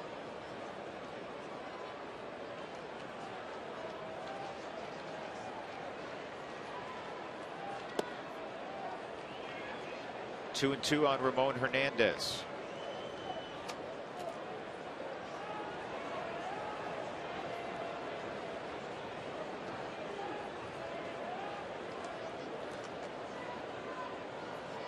Game 5 of a 9-game homestand. The Rockies 2 and 2 on the homestand, 7 and 6 this year at Coors Field. And that curveball swatted to left field. The Rockies had their second hit. And 2 on with 1 out in the 5th inning. Well, for the best ticket values in the ballpark, purchase mini plans. They're available. You can buy one for 15 games, 20 games, and you select the games that you want with the 20-game plan. Think about that. Pick, buy a 20-game plan. You pick which 20 you want to come to. 303 Rockies, ColoradoRockies.com for more information about the mini plans. They're available today.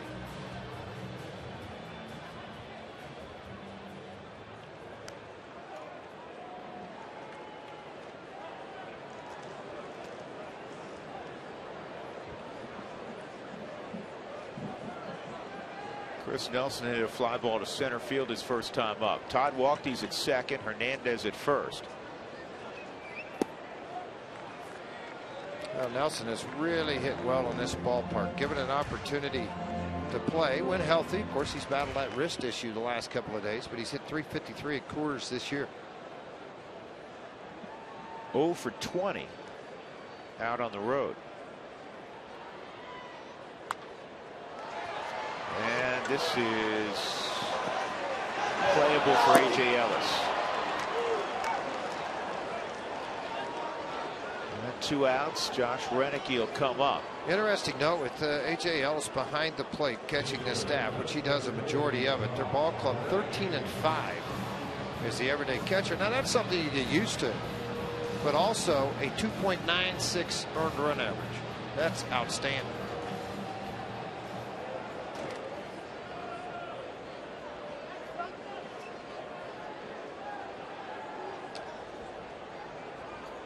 Renicky, terrific athlete at UCLA, played football there. Wide receiver, kick returner.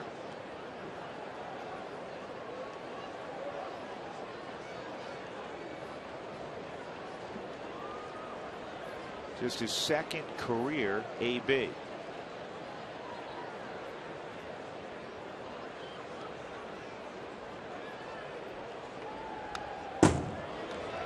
Not a bad hat. Nah, swings it pretty good. I'll tell you what, his dad was a good player. Must have been sneaking in the cages. Well, he typically hits a lot with the starting pitchers when they come out for early batting practice. Renicky's one of the few relievers. He gets in and swings the bat very well against it. Another guy can swing the bat a little bit, Matt Belisle. He doesn't take a lot of batting practice.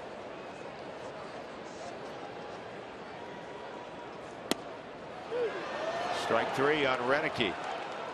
So Lilly gives up a hit and a walk in the 5th inning. He's still got a shutout going. 7-0 as we go to the 6th.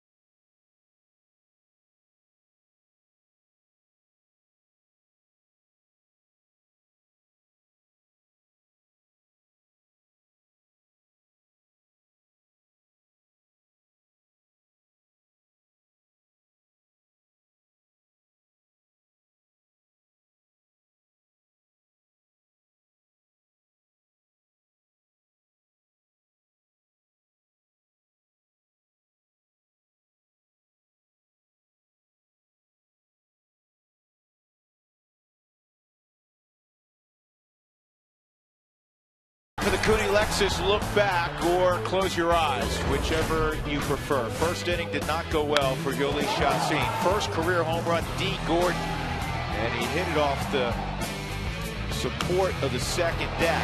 And then 3 hitters later, after 2 singles, Andre Ethier, who is more accustomed to hitting home runs, hit a 3-run bomb, his 6th of the year.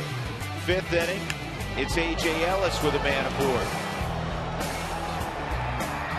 Not a good night for Yoli Chassin. That's brought to you by Cooney Lexus, where luxury has an address. For Chassin, he gives up 7 earned runs, the most he's ever allowed in a single start.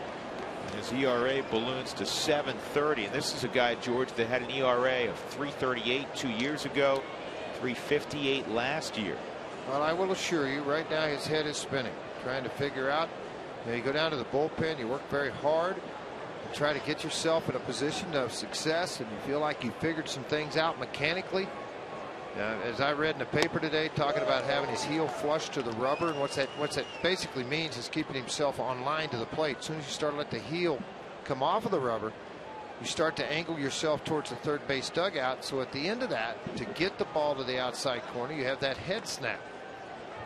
You snap your head at the very end of the pitch, and again, these are all mechanical issues, but right now that head's spinning. I mean, and I really feel for Yelich because we've all seen him good, really good.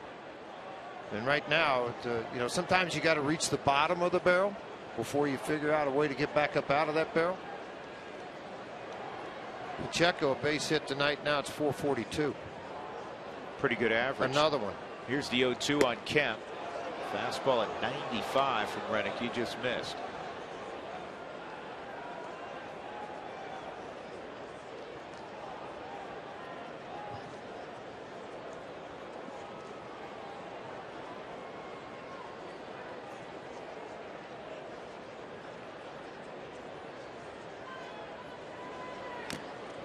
Kemp keeps the AB alive. You know, I had this feeling that, boy, the Rockies actually, Sheen's done a good job with Matt Kemp tonight in a difficult night. I looked down, he had a single and a run scored. He walked, and he did strike out in the fourth. He's been on base 2 out of 3 times. Just hadn't had a big fly. Right. He's held him to one base. He's been getting about every other game so far this year.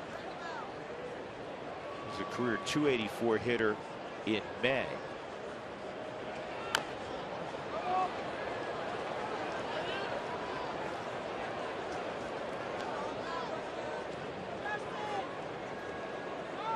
Matt Kemp, Dexter Fowler, very good friends.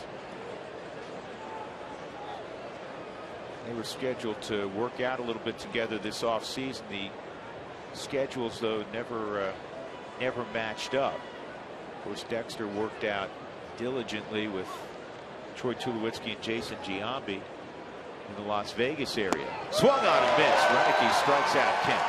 95-mile-an-hour heater. You'd never guess that Renicky had thrown 3 days in a row, got Monday off, and then comes in here tonight just attacking the strike zone, down in the zone. Gets the ball right by Matt Kemp for a strikeout in the first out of the inning. Ethier, a 3-run bomb, and then a couple of walks.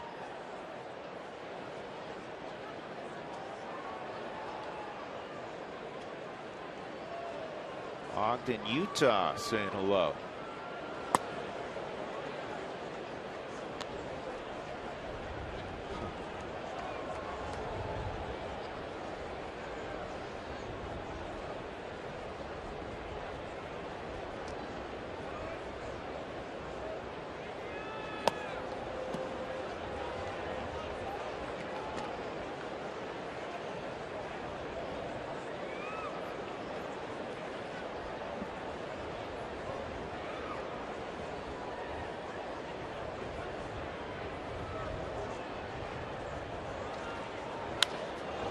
This is lifted to center field. Eric Young going back, still going back, and he'll make the catch.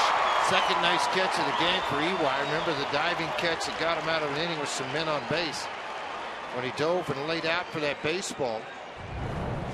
Stop any further damage. This one he had to track all the way to the wall, and then you go back to that first one I was talking about. This ended the inning. Talk about laying it out flat and making a great catch. That's great tape work, guys. Way to go down to the truck. Quick thinking to show that first catch of the ball game. It was nice. He always had a nice ball game defensively.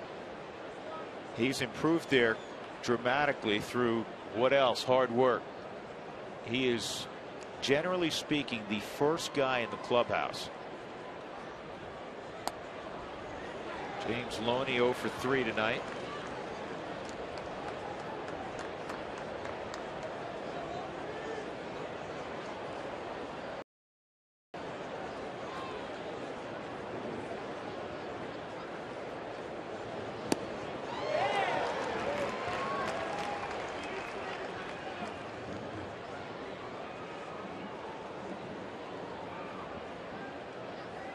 Two-strike count on Loney.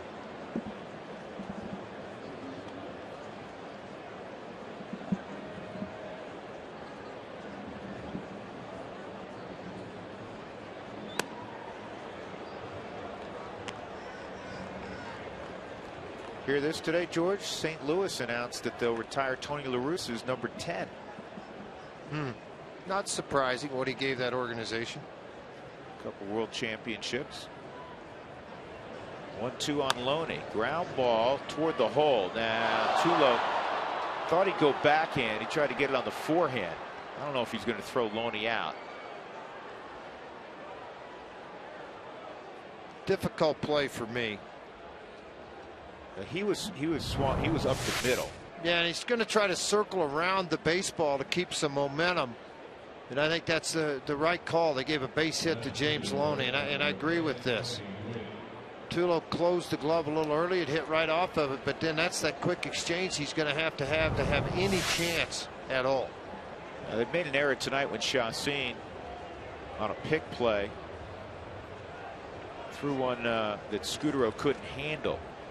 But they've played much better defense the last 11 ball games. They were not very good the first 11. Fielding percentage .957 the first 11, .993 the last 11. Tony Gwynn Jr. a couple of hits, single and a double, robbed of another hit. Rockies have not had a 1-2-3 inning out in the field tonight. Been out hit 12-2.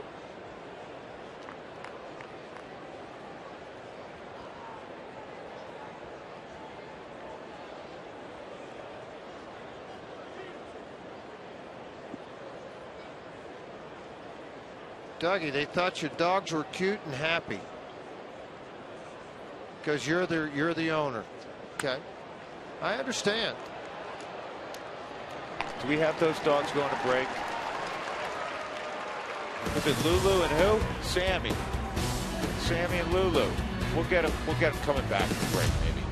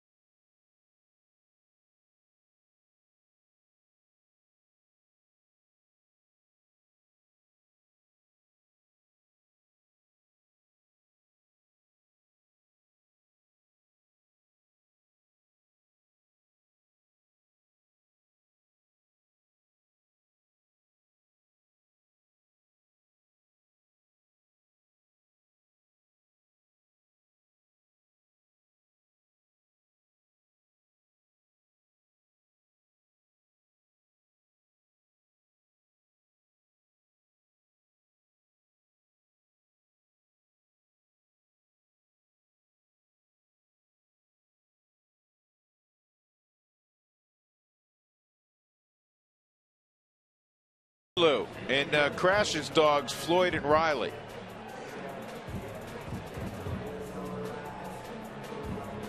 What's the name of the golden there? Trying to get these fishing. You know what? I got to get those guys, Dougie, with Mac and Stella.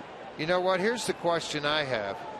They went to the park, they played, they swam, they had a good time. Whose car did they ride home in? Yours? Top down, cruising, they have sunglasses on, goggles. What, you're opposed to the wet dog smell in a car? Come on. No, I'm not opposed to that. I have it in my truck.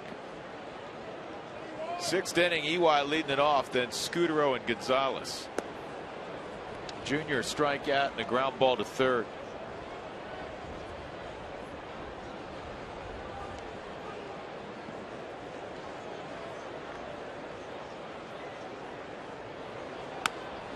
That is a base hit. 2 of the 3 hits tonight for the Rockies have come on that curveball. Let's get more with Mark Stout. Mark? Well, Drew George, it's that time of year. It's time to fill out your All-Star Game ballots. The All-Star Game in Kansas City on July the 10th. I'm here down the right field line. If you're coming to the game tomorrow afternoon or this weekend against the Braves, you can fill out your ballot. All Rockies, if you can. I got my button by filling out 25. 23 all Rockies, one with my fantasy team, and one I just made a pattern just for fun. But I suggest do all Rockies. Made a pattern. Yeah. Yeah, see, I don't do that, Mark. Well, you know, that's you got to vote for players, Mark. Don't make a pattern. It made me feel like I was a kid again. Okay. With baseball in the All-Star game. So just a pattern. And you can't vote on. I mean, it's great that it started, and I think you should take as many home as you can. Yeah. And then you sit and you do your research and let your research come over time, because we're only 22 games into the season. A lot of times it becomes a popularity contest. Right. First, who belongs there. That's true. So, but there's a Rocky at every position. You can vote them all if you want. So the voting starts in-house here in the stadiums today, May 1st. I'm sure as time goes forward, there'll be several Rockies deserving. 1-0 on Marco Scutaro. Short left field, D. Gordon going out.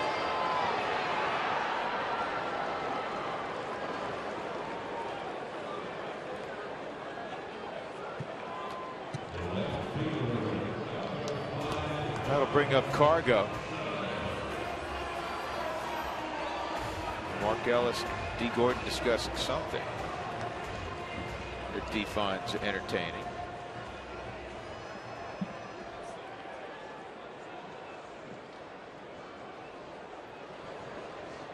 Cargo hit by a pitch in the first inning, and he struck out on a slider away in the fourth inning. Yeah, Doug handed me an interesting note. I'd like to find out, maybe take top 5 players on teams to see what they compare to this number he just gave me on Carlos Gonzalez. He's played 197 career games at Coors Field, and he has 168 RBIs. Pretty good.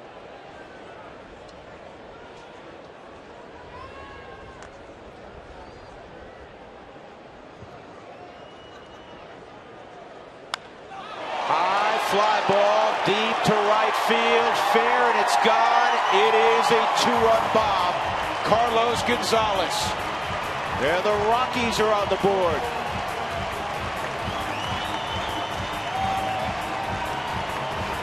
Number 5 for Cargo. Mark, you can fill his name in. Something tells me he's going to be worthy. Yeah, I got a chance. I think so. Last 8, 5 home runs, 15 RBIs. He scored 10 runs. In the last 8 games, he got a hanger. And you know what? You look back at this ball game, and if you thought the Rockies had a chance to win it, it was going to rely on the shoulders of this young man, because against Lilly, that is his 5th home run, 9 RBIs, and over a 400 average in his career. Yeah, I like this guy.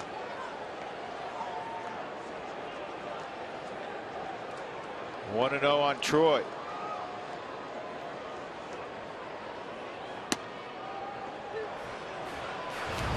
He sent some balls, George, on majestic flights. That's one of them.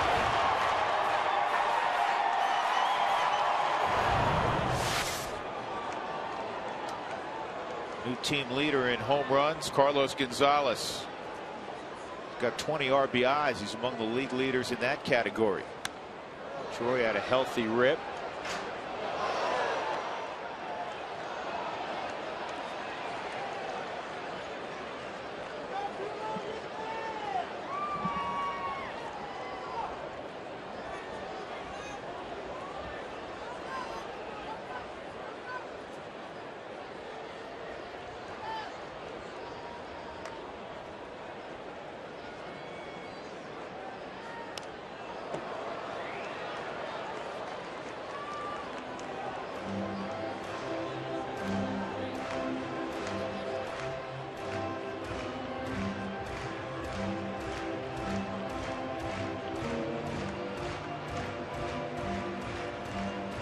Ted Lilly's pitch total is still very, very small. 77 pitches. Well, pretty typical of him, too. Now, Donnie will guard against overloading him a little bit. That's why he gets his bullpen up. Fresh arm come into the game. He has one left-hander in Elbert, but he's got a pretty good stack of right-handers down there.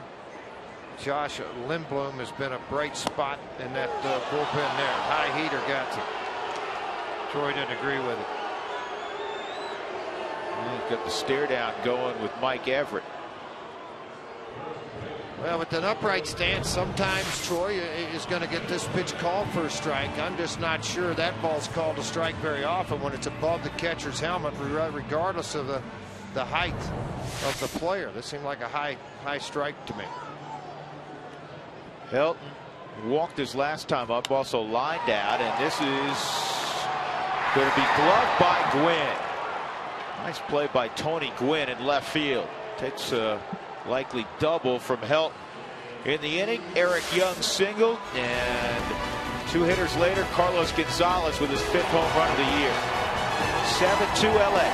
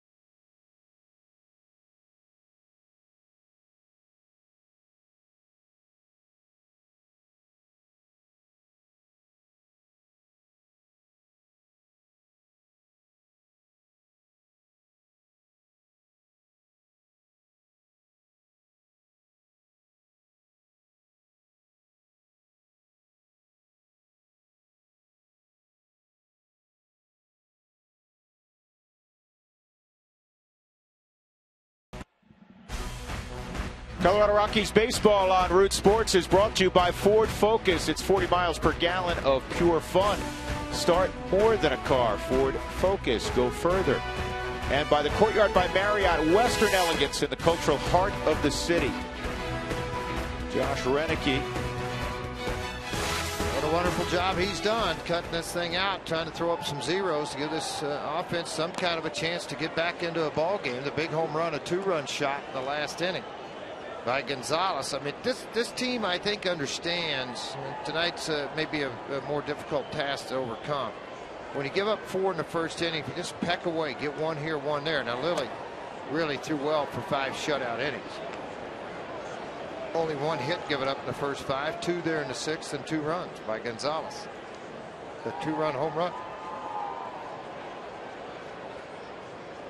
Here's the 1-1 to Adam Kennedy. Changeup. 1-2.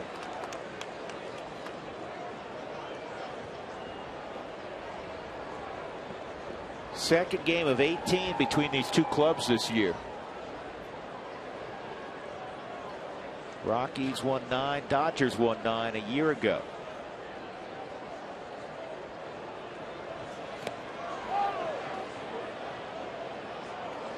Laz Diaz says no swing. 2-2.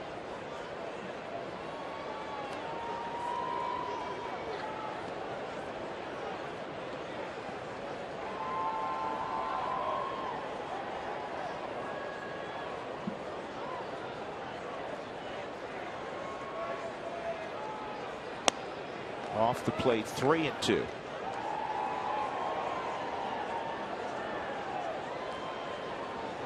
Kennedy's had a nice career, 1,245 hits. Well over 200 doubles in his career. Well, the Colorado Rockies home run for the Homeless 5K is Sunday, May 13th. Go to coloradorockies.com/5K for the info and to register.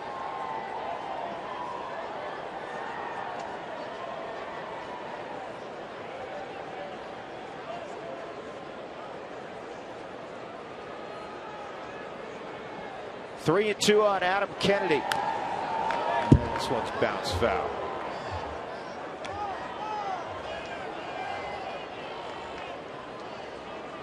A.J. Ellis is on deck. Ellis has had a big night.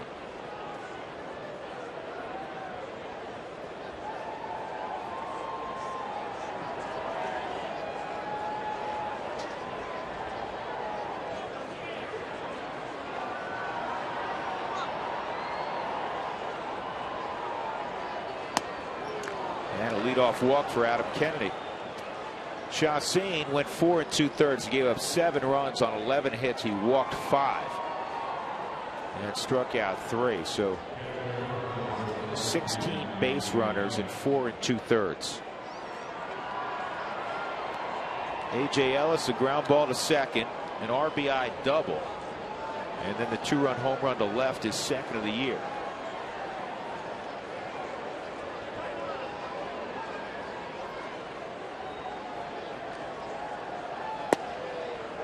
That's a strike. Here's the home run.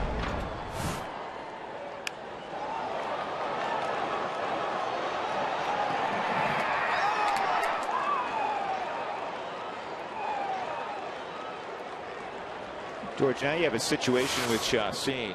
Not only has he been working on certain mechanics, the tilt of the head to try to stay on line, among other things. You were talking about his heel on the rubber.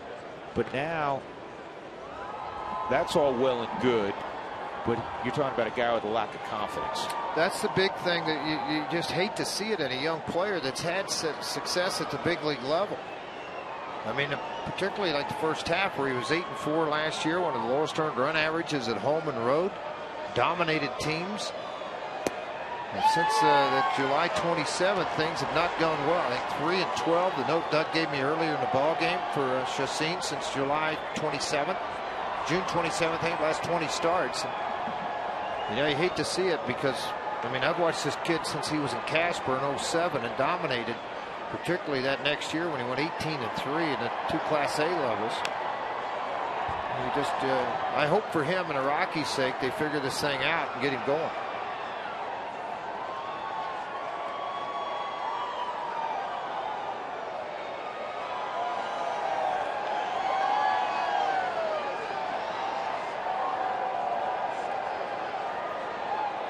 A.J. Ellis hitting close to 450 over his last 7 ball games.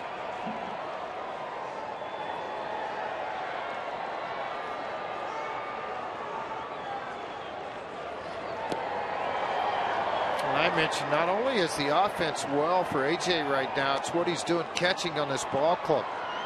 With him behind the plate, 13-5 entering tonight's ball game, an ERA of 2.96. He had thrown out 35.7 would-be base stealers.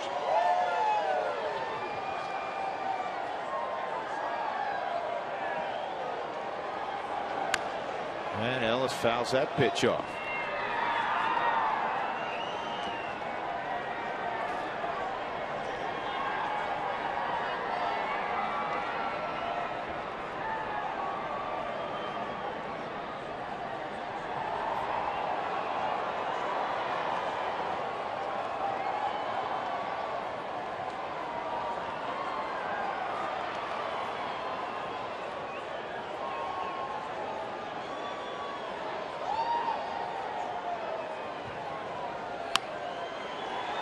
Chance for 2.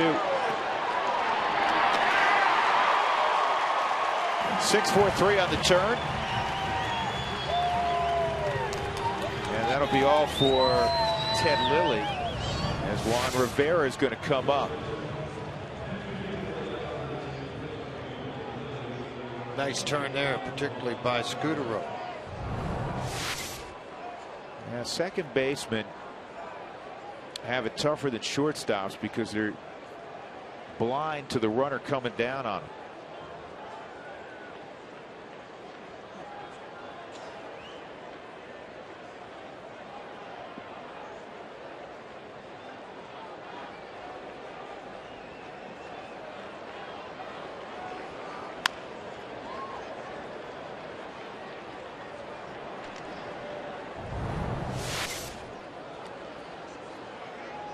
Ted Lilly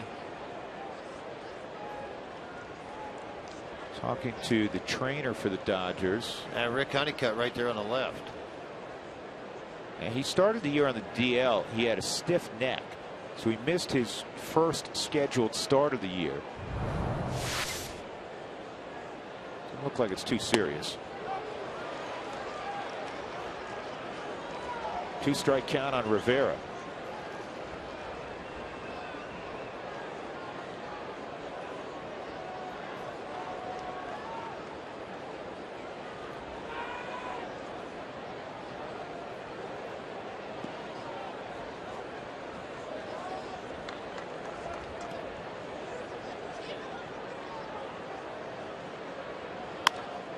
And another chance for Troy. Nice job, Josh Renicky. Real nice job. That's 2 1/3 scoreless innings for Renicky. 7-2 Dodgers. Stretch time at Coors Field.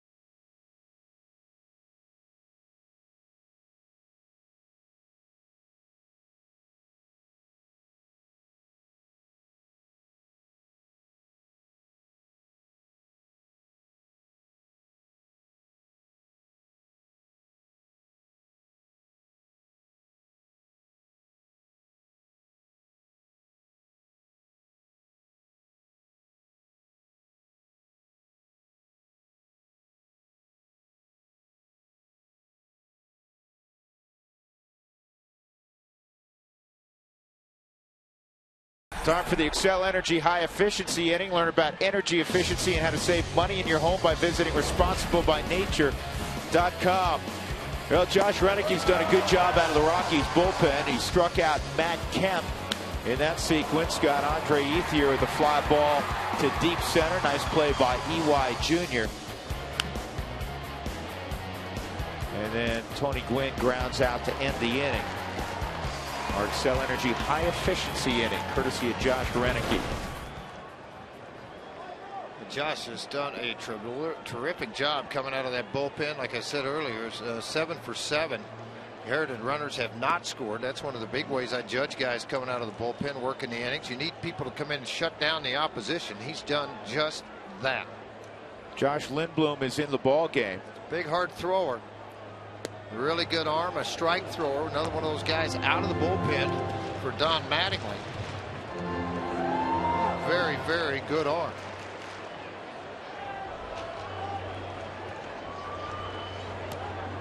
Fastball will range 88-95. That has a slider that'll work 82 to 89, mostly in that mid-80 range. He'll show a changeup occasionally against left-handers.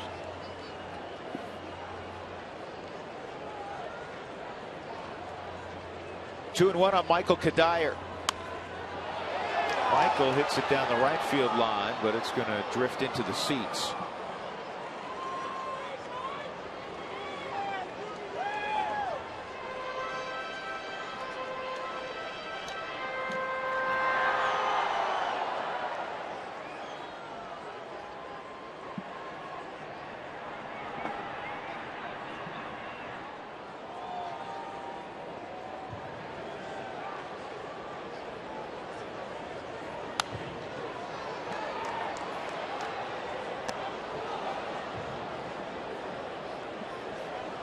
6 hits and 13 and 2/3 innings so far on the year for Lindblom. He struck out 11. He's given up 1 run. And Jamie Wright. Jamie Wright's thrown 10 innings. The former Rocky just 2 hits given up. Saw the big handsome earlier. Got a chance to visit with him.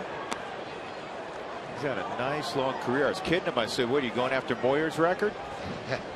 Hey, Jamie.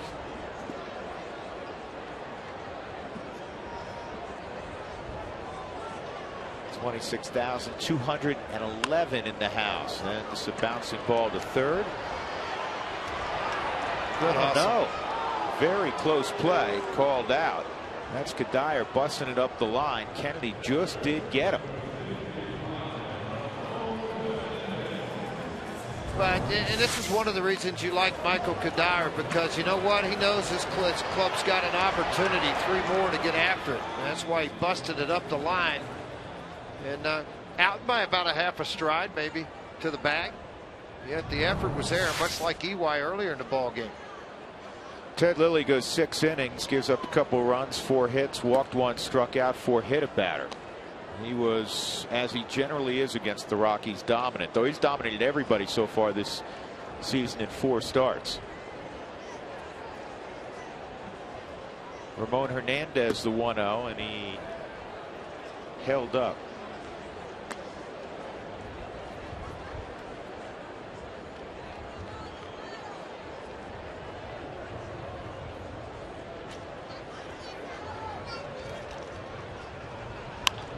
Down the line, fair ball for Ramon. And Hernandez will have a double. It's his 5th double of the year. 2nd hit of the night as well for Hernandez. Inside heater, but elevated in the strike zone, so it ran right to the bat. Ramon did a really nice job opening the front side, getting the bat to the hitting zone and pulling right down the line. In a 7-2 ball game, Kennedy playing off the line, so that allowed a little bit more room involved for him.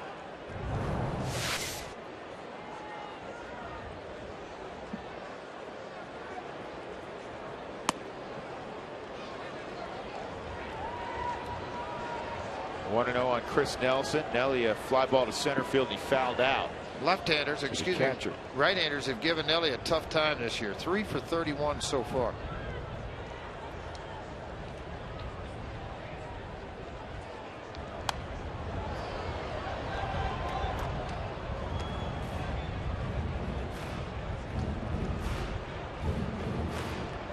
Tyler Colvin waiting. He'll hit next.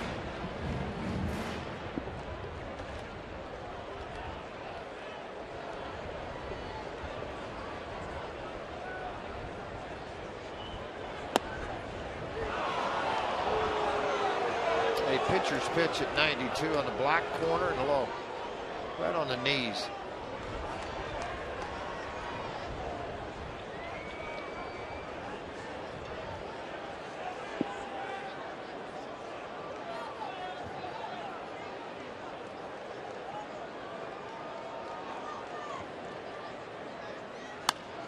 This ball's driven to right field with authority. Ethier is going to have to play it off the scoreboard.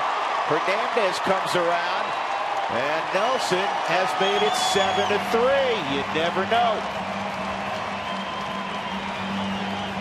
5th RBI for Nelly, 4th hit against a right-hander. Good for Chris Nelson.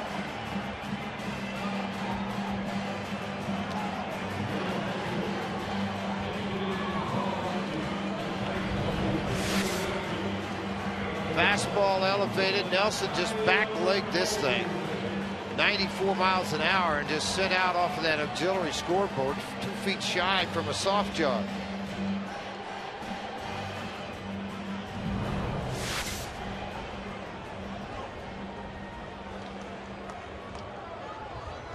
So with 1 out, Tyler Colvin.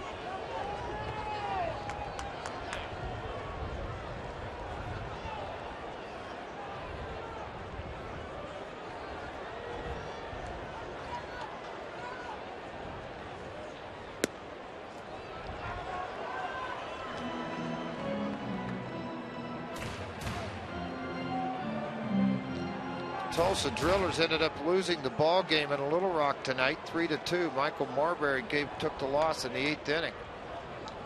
So they're now 18-7 and a 6-game lead in the Texas League North Division. They've gotten off to a terrific start. I think Dwayne Espy's got to have a meeting after the ball game. And the Colorado Springs leading Sacramento right now, 1-0.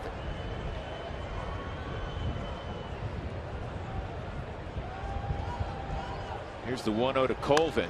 This ball's jacked to right center field. Take a good look. You won't see it for long. Pinch hit, 2-run home run, Tyler Colvin. The Rockies are within 2.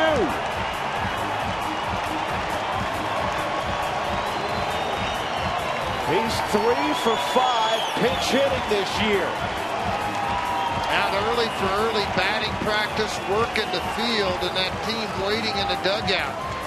You think the hustle maybe of that man right there, Michael Kadire, maybe inspired a little bit of don't give up in this game when he grounded out to start the inning.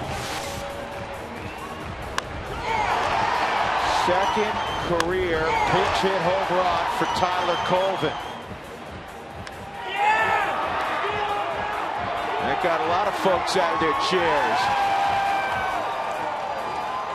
I mean, this was a dismal night for about 5 innings or so. All Ted Lilly, all Dodgers trotting around the bases. Now the Rockies are within 2.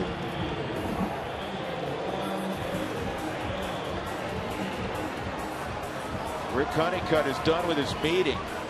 1 run in 11 2/3 for Lindblom right to start this out. Hadn't given up many hits or long balls, but Tyler Colvin changed that in a hurry.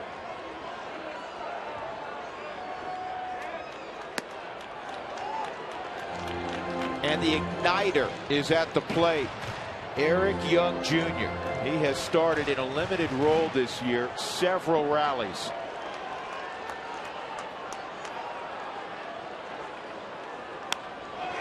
This ball is pretty well hit to left wing, looking for the fence. In the middle of the track, makes the catch. That's the second out. That'll bring up Scudero. Will this place go bananas?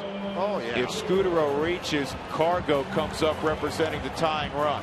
Well, that's why they got the left-hander Elbert throwing down in the bullpen right now.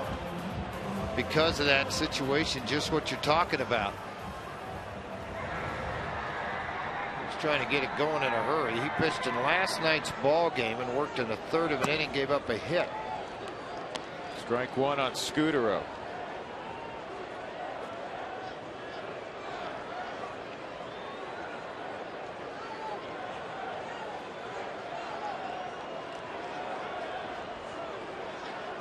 Marco would double back in the first, and this ball to left center field's going to get down. And Scudero has reached, and here comes Cargo, representing the tying run. And I got to believe Don Mattingly will be making a trip in here very shortly with if the left-hander, if he's ready. The Rockies don't want to see Matt Kemp up in a key situation. Don Mattingly and that Dodger dugout do not want to see number 5 for the Rockies at the plate in a key situation. Well, if you manage by the book and the stall's on, you go and bring in the left-hander. And Rick Honeycutt just told Don Mattingly he's ready.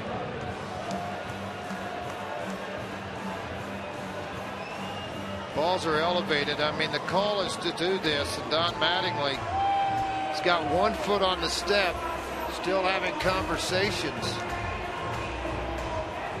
It's their bullpen. Jensen, the right-hander's throwing, along with he's not making a Albert. move, George. Yep, here he comes. Yep. I mean, A.J. Ellis is looking, and he got in the squad. He was about to give A.J.'s thinking, hey, Skip, I'll go make the move for you.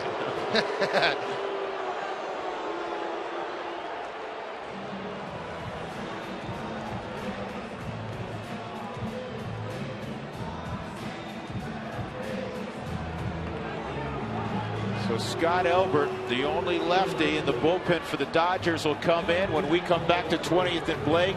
Tying run at the plate, Cargo.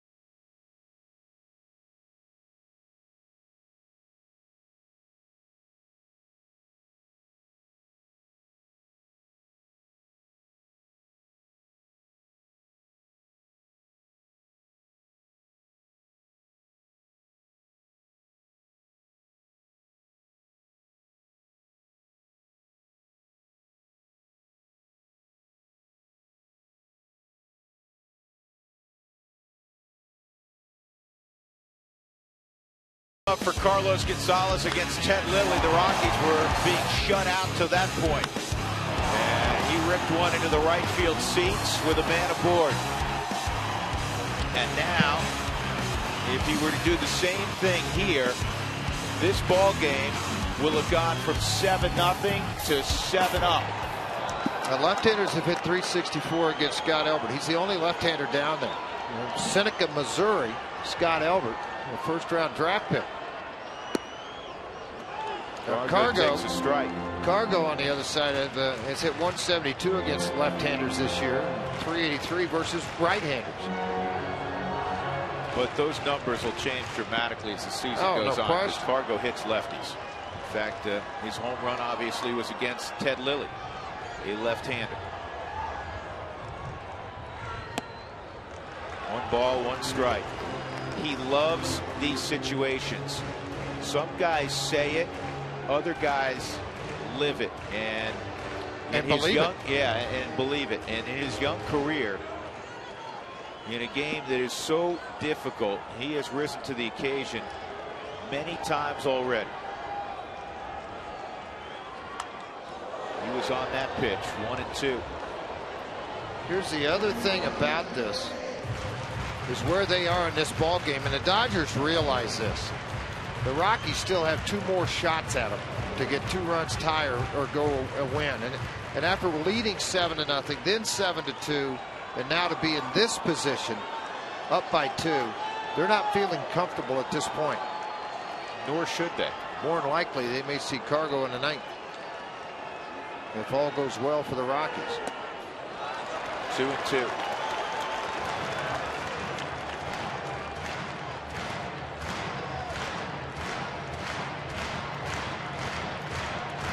Normally, left-handers in this situation with Cargo will spin a breaking ball. Scott Albert's shown all fastballs, 4 of them, none below 90 miles an hour, the hardest at 93. Went to it again, 92 miles an hour with that fastball.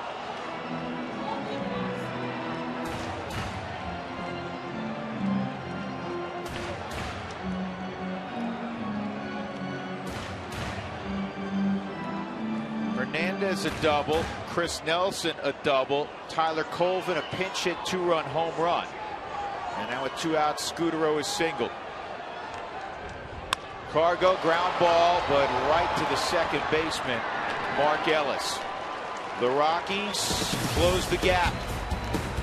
As we go to the 8th, it's a whole new night at Coors Field.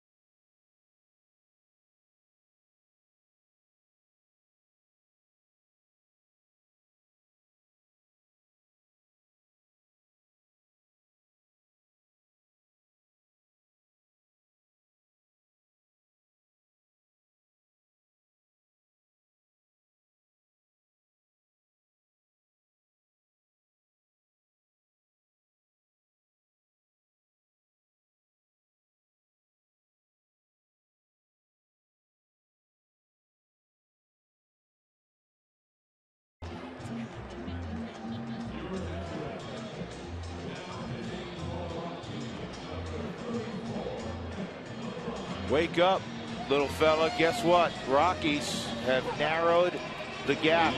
It is 7-5. All right, Mom, I'm up. Enough of that. Enough, okay? I see the Rockies, so see a big 5 on the scoreboard. During the month of May, Root Sports is looking for the biggest Rockies fans in Idaho and Wyoming. Tell us why you're a fan and enter to win the ultimate fan experience, which includes travel and a hotel for you and a guest to visit Denver. Watch your favorite team in action. And you'll watch it from the Root Sports Suite. Breakfast with the on-air talent and a Root Sports prize pack. Whole lot of good things. Enter today by visiting RockyMountain.rootsports.com. Tyler Colvin stays in the baseball game. And Matt Belisle is in. Well, an earned run average that's jumped of late, and I think a lot of that, Drew, is due to being just wore out. I mean, he's had to pitch an awful lot of innings and harbor this multiple innings. Still a very fine 2.53 earned run average, but in the first 6 2/3, just 1 hit. So it's been a little more difficult over the last 3, particularly the other day. And there's not probably a guy in the bullpen, and they all don't like him, and they all wear him rough. But Matt Belisle wears losses hard. This is a team guy. It's about getting to the postseason. It's not about personal accomplishments. 1-2 on D. Gordon. Ramon Hernandez tried to steal it. 2-2. D. Gordon like staring him down. Come on. Well, in the old days, the rookie would have been walking to the dugout. They'd have given it to the veteran pitcher. This is chopped to Belisle, and Matt is an outstanding athlete in his own right. Scoops it, flips it quickly. And you better, because D. Gordon is real quick. Well, it's all right there in front of you, too, as you go. Helton started to break off, then he realized Belisle got there. I mean, Belisle made it look a lot easier, but not that easy of a play when you're dealing with the speed. The big thing is a veteran move by just staying calm, not getting too excited over making the play. Mark Ellis with 3 hits tonight, 4 at bats.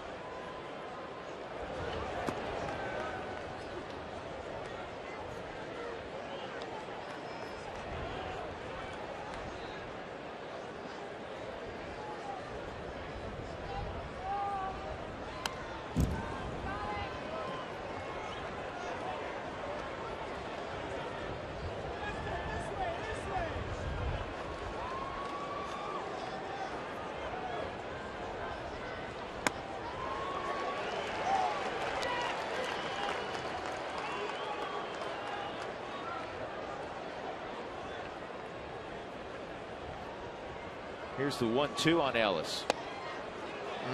He tried really good pitch. Yeah, he tried to revisit that same spot. This game of baseball is so funny at times, so strange, George. For 6 innings, this ball's a flare to right. It's a 4-hit day for Mark Ellis. Boy, that was close. That Heads was up, close. Michael Kadire. I like that move. You know, you'll make a throw like that off balance, snap throw, because you know if it bounces a little bit, you got a first baseman with a pretty good glove in Todd Helton that's going to catch the ball. See, he goes over to this ball thinking, all right, really? Let me try to see if I can snap a throw in behind you. And Ellis hustled back to the bag. So Matt Kemp coming up. Rockies were being 2-hit when Cargo hit a 2-run home run in the 6th. And then 3 last inning. Dodgers had this thing in cruise control. They were leading 7-0. Kemp a single, a walk, and 2 strikeouts.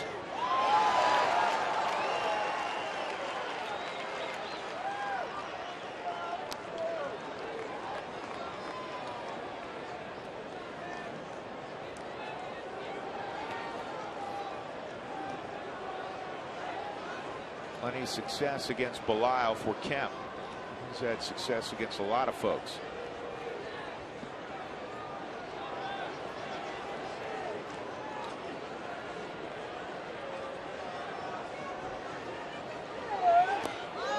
Fooled badly there. It's a 2-strike count.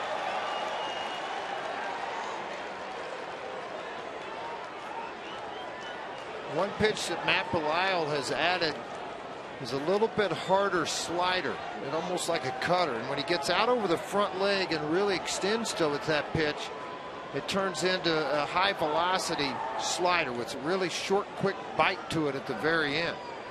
The other pitch he's introduced this year has been the slow curveball.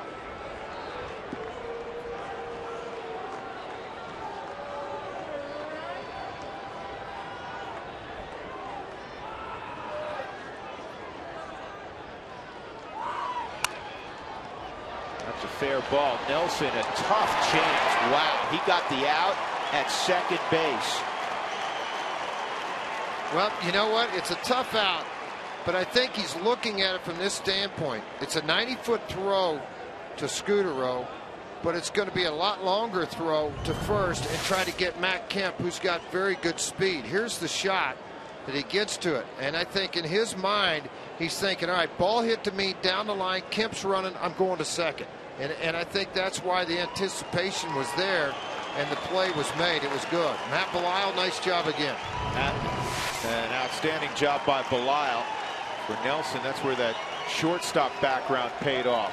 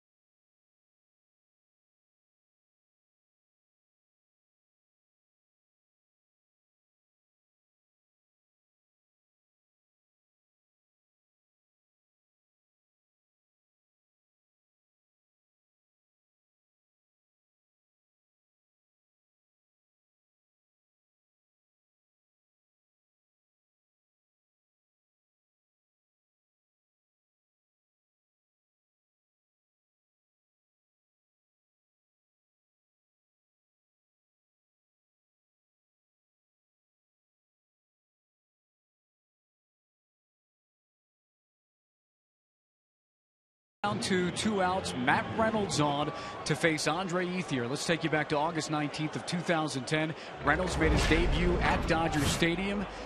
First batter he faced was James Loney. He got that out. And then the next batter he had to face was Casey Blake. It was his first strikeout ever. I asked him if he mentioned that to Casey Blake in spring training. He said he didn't bring it up. Big spot here for number 51.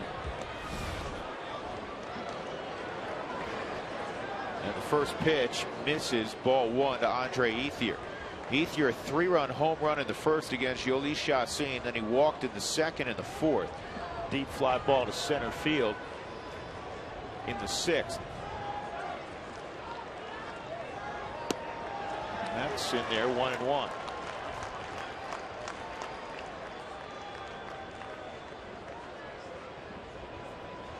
Rockies with 6 outs to work with offensively. They'll have Tulowitzki, Helton, and Kadire in the 8th inning. Hopefully more than that. It's outside, 2-1. Well, and Jim Tracy's still on his bench with Power, Giambi, Herrera, and Fowler with speed and the ability to move guys around. So if you get a first and second situation, pitch your guy up, you want to bunt him over to try to tie this ball game, you got guys that can do that. As a matter of fact, early today, Colvin, Fowler, and EY and Herrera are all on the mound or on the home plate area practicing bunting today.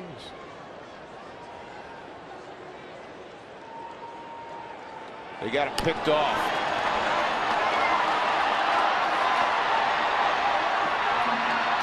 Tulowitzki's going to chase him down. Matt Kemp got picked off, and Ethier does not get to swing the bat here with a man aboard in the 8th. We'll go to the bottom half of inning number 8. Troy Tulowitzki will lead it off. Todd Helton and Michael Kadire to follow. 2-run game.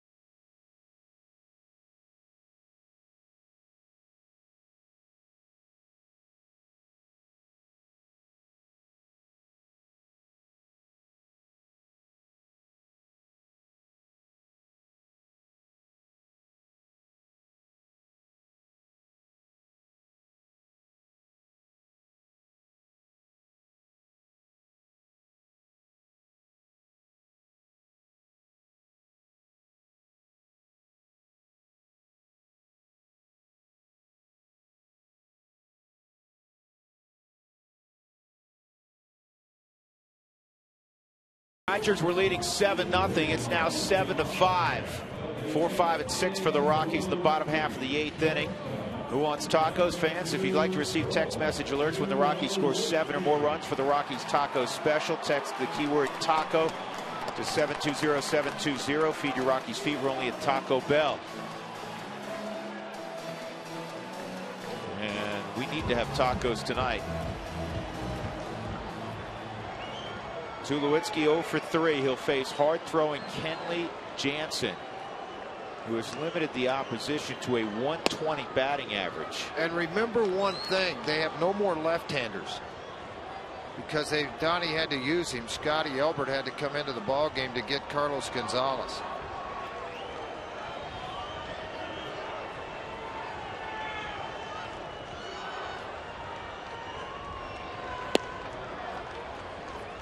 Fastball's down.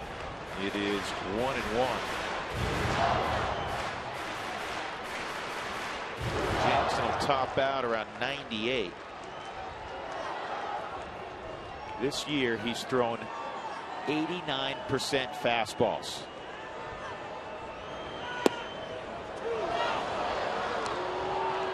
Throwing a slider, George, 10% of the time. He's thrown like 2 curveballs. Well, he gets right after you. I mean, this is a big, strong kid, a converted guy that flew through the organization after switching from catching, I believe, to the mound. I mean, it went quick. Strike thrower, and no fear whatsoever in him coming into a ball game. This ball's well hit to right, and it is off the top of the wall. Long run for Ethier. This will easily be a triple for Tulowitzki. In fact, he rounds third. A leadoff triple for Troy.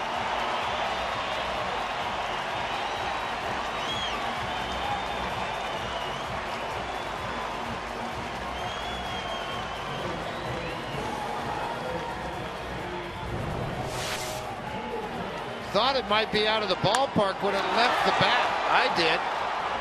I think Ethier thought it was too. I mean, it took off and had carry. As it got there, it hit really high on that auxiliary scoreboard, and Ethier got too far back under the board, so he didn't have a play. And as soon as Tulowitzki saw it come off, boy, you can see the burners kick up then. He's going to pick up Dower at third and think about home. Ball 1 on Helton. Right man at the right time. We've seen this a few times in the early part of this season, have we? The grand slam, 2 out of 3 games against the Giants. Almost had a third one against the Giants when he lined out at second. Yeah, the beat goes on 15 years in for Helton. 1-1 the count. Todd hitting .389 with runners in scoring position. Nobody out. A leadoff triple for Tulowitzki. 7-5 LA in the 8th.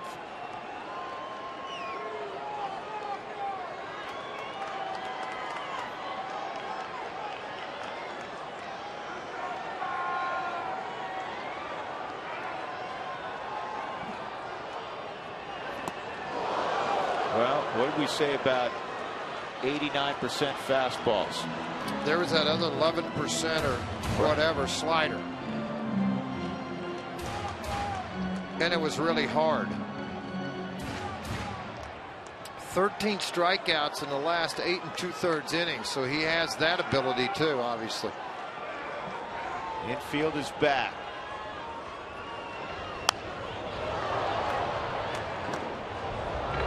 And Sunday was kind of fun, folks. Pinch hit grand slam. His 6th grand slam of a wonderful career.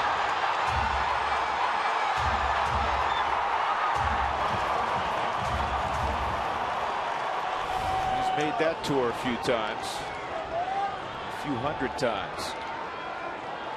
Another 1-2. He dialed up 96, but it wasn't close. 2-2. Jansen's worked the 8th and the 9th, kind of switching off a little bit with Javi Guerra. Guerra needs some time down.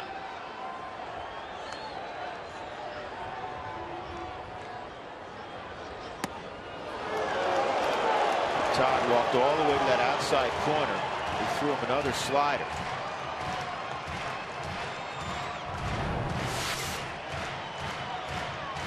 pitch was off the plate.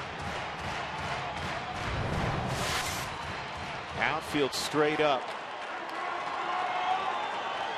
Infield straight up. Tulowitzki at third, 3-2. Jansen and A.J. Ellis want to confer. Jansen a year ago set the major league record for strikeouts per 9 innings with 16.1. He struck out 96 and 53 2/3.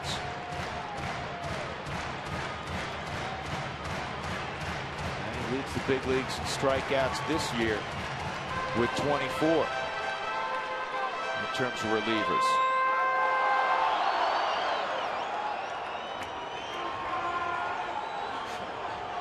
It's okay to be up past your bedtime when the Rockies are making a rally. This ball is going to land in the seats foul. They watched the video from Sunday also, George. They're staying out of that inner half. Yeah, they know exactly where to go. Eliminate his power. If he wants to flare something to left, okay, we'll give one. But we don't really want to get involved with getting to the inner half of the plate. Donnie Mattingly's saying, boy, it sure was a lot easier to play here when Joe was managing. Now I understand all the pace. This ball's well hit left center field. And it is caught by Gwynn. Tulowitzki will roll home. It's a one-run game. Helped hit that thing about 400 feet. Tied with his 17th RBI. You know, it amazed me. 7-6. It amazed me. And that ball didn't get out of here. It left the bat. I mean, it's a cool night. Its temperature's dropped about 20 degrees, but I thought Todd got it. He gets an RBI out of it, but he's thinking tie ball game again. Maybe a little bit off the end of the bat. I don't think so. I mean, this ball was smoked. Maybe too much air. You know, a lot of flight in the air, get there, and it just short of the wall. But like Drew said, it's one of the deepest parts of this ballpark. Yeah, it's not marked on the wall. It's 415 straight away. But those deep corners that turn in the gaps are around 420, 424, in fact, at one point. So Gwynn ran that down, and only a left fielder with center fielder skill and speed gets to that baseball. That was well beyond 400 feet in the air. He just hit it in the wrong spot. Kadire at the plate with a 2-0 count.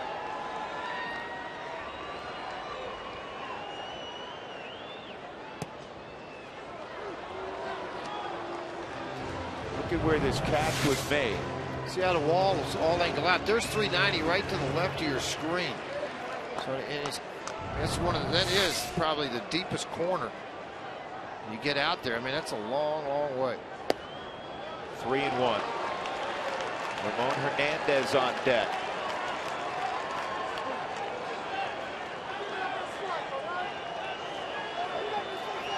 Oh, Don Mattingly and Mike Everett jawing balls and strikes.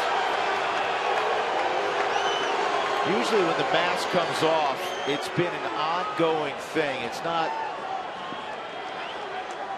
one statement or two statements from the dugout. 3-1 on Kadire.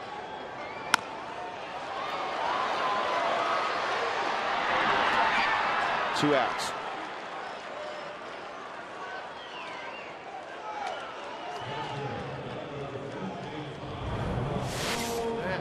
A little argument maybe going on here. Yeah, I don't know about that. You know, and Donnie's yelling about where is that? Because he's watching his catcher receive it in the center of his body, and he knows his catcher's not sitting that far off the plate. Plus, there's a little frustration. 7-0, 7-2, 7-5, 7-6. You know what? From a manager's standpoint, you got to do that. Well, you got to battle for your pitcher. Sure, just like you do for your hitters. Ramon Hernandez at the plate, and Ramon takes a strike. He thought that was in, and it may have been on the forward strike zone.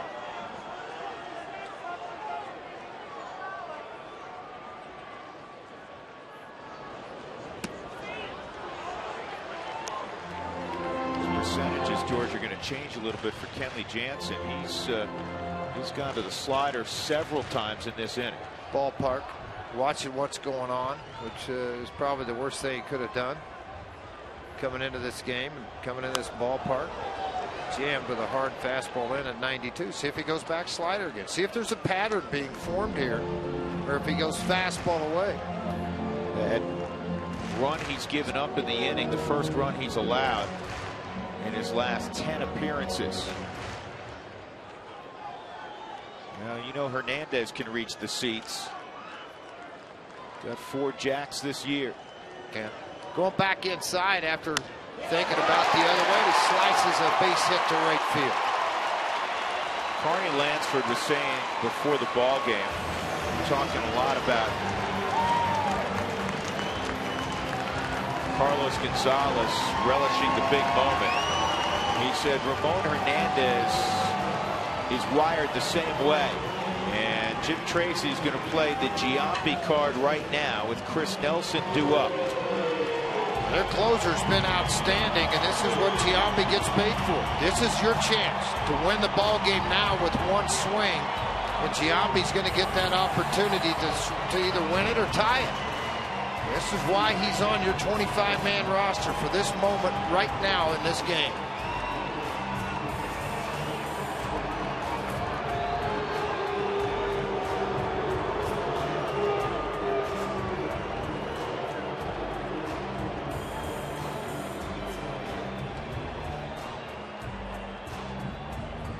You know, the way this works out, with Jim Tracy's thinking about Tommy Reynolds, the bench coach.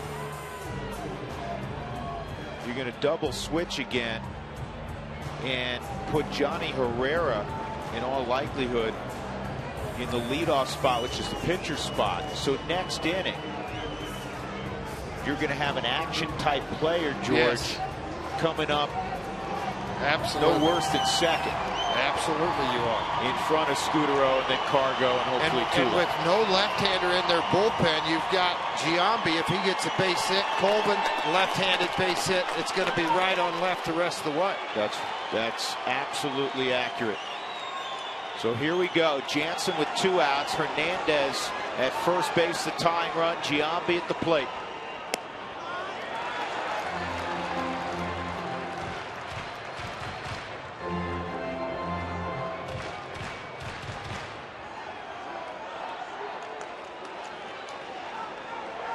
Shift is on.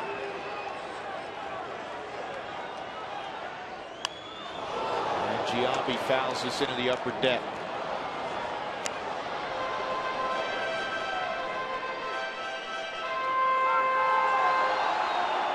Rockies completely shut down most of the way by Ted Lilly. Now have 6 runs on 10 hits. Lilly only gave up 3 hits the whole time, 4 hits the whole time he was on the mound. Not many hard other than Cargos. That's a strike. 1-2.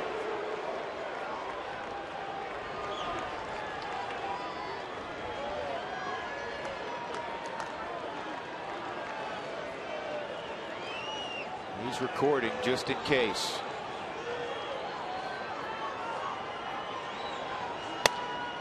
Two balls, 2 strikes.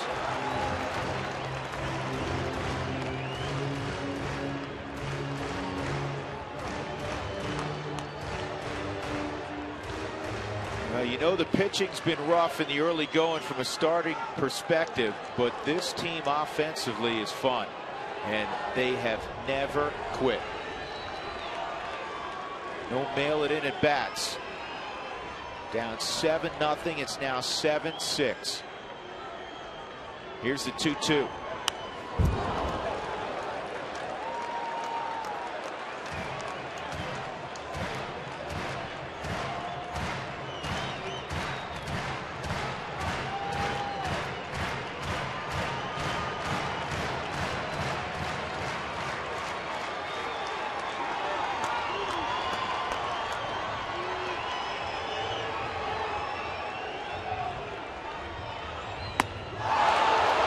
Jansen wins this battle with Giambi, but the Rockies get another run. As we go to the 9th, it is 7-6.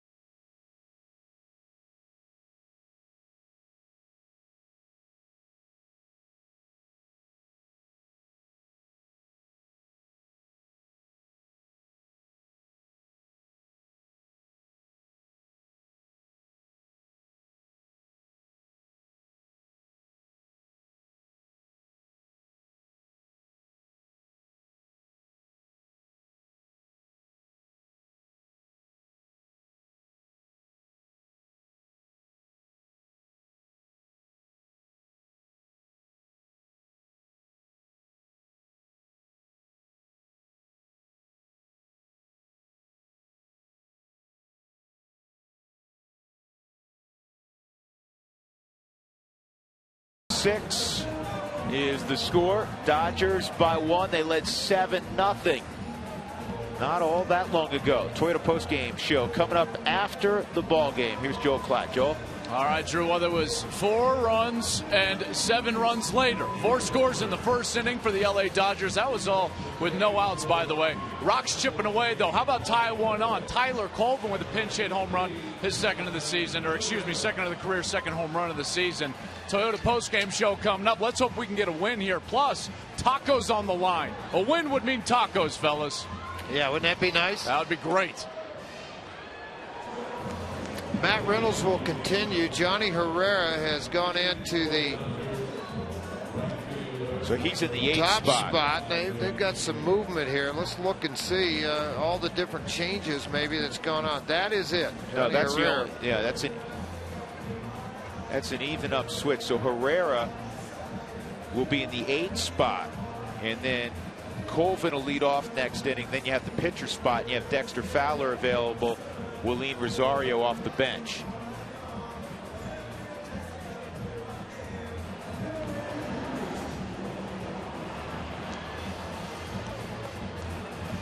So Reynolds will face Andre Ethier, James Loney, Tony Gwynn.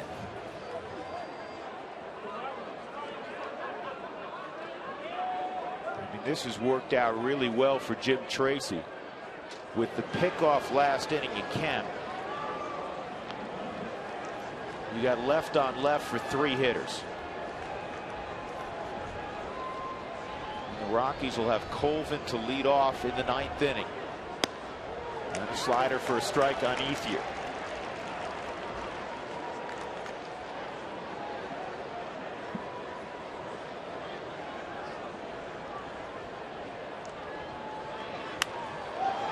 In the air to right, and Kadire will have to field it on a hop. Base hit for Ethier.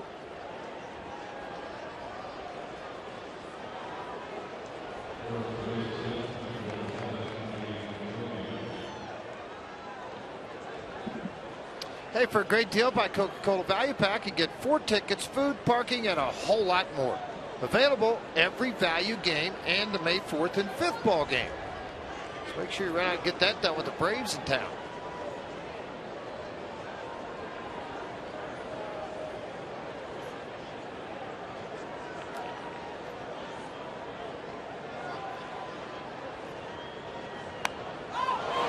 Thank you very much.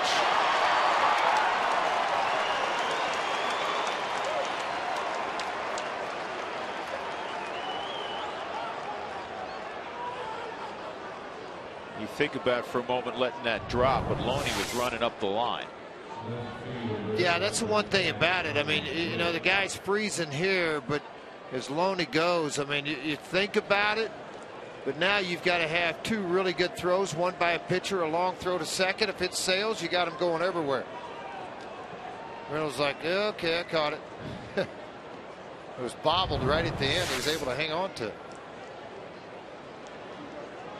Ethier at first, still with 1 out. Tony Gwynn at the plate.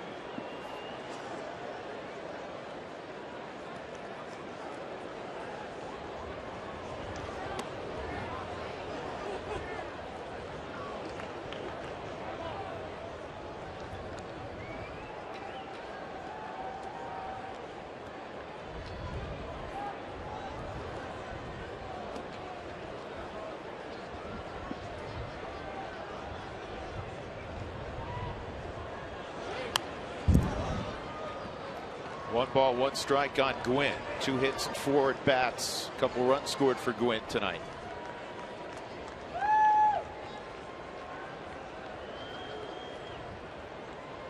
Rockies trying to start May with a come from behind victory. And it would be a doozy. Down 7-0.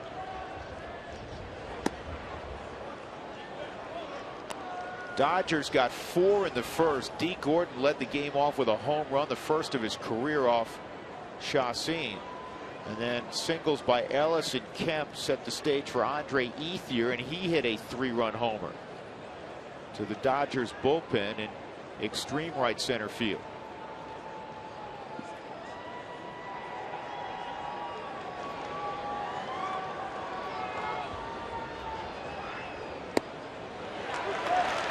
2-2. 7 runs, 14 hits for the Dodgers. 6 runs, 10 hits for the Rockies.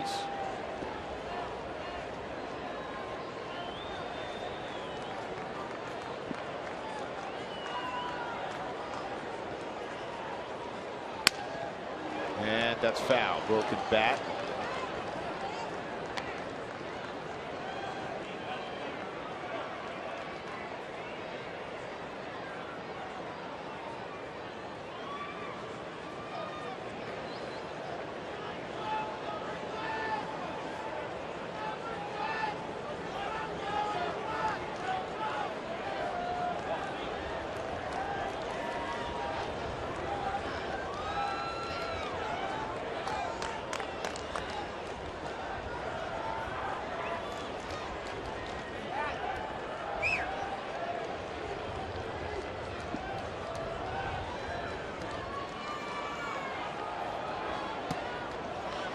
And now the count runs full, 3-2.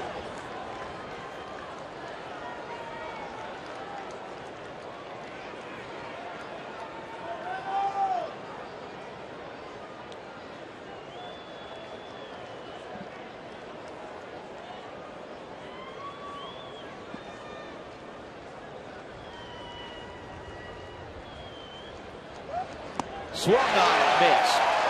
Nice pitch by Reynolds for the second out.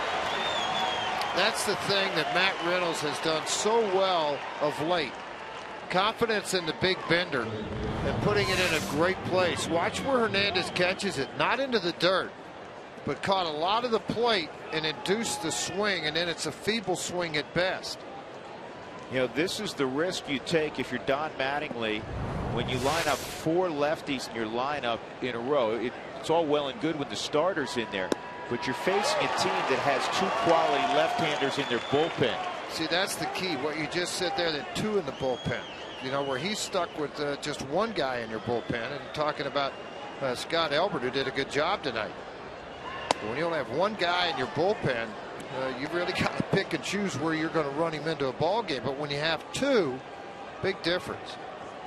Adam Kennedy, the 4th of 4 straight lefties, 4 through 7 in their lineup, and he's behind 1-2.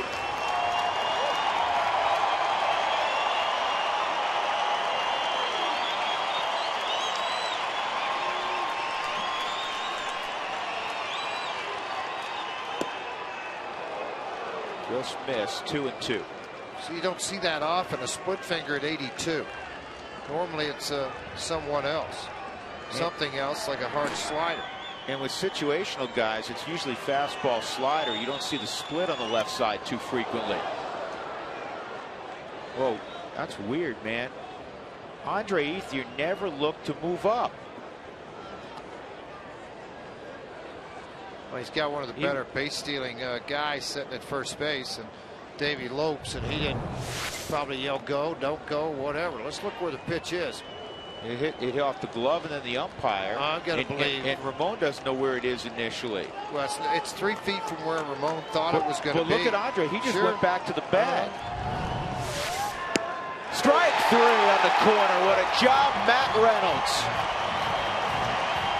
We'll go to the bottom of the 9th inning. The Rockies need 1 to tie, 2 to make this place absolutely jubilant. 7-6. Colvin will lead it off.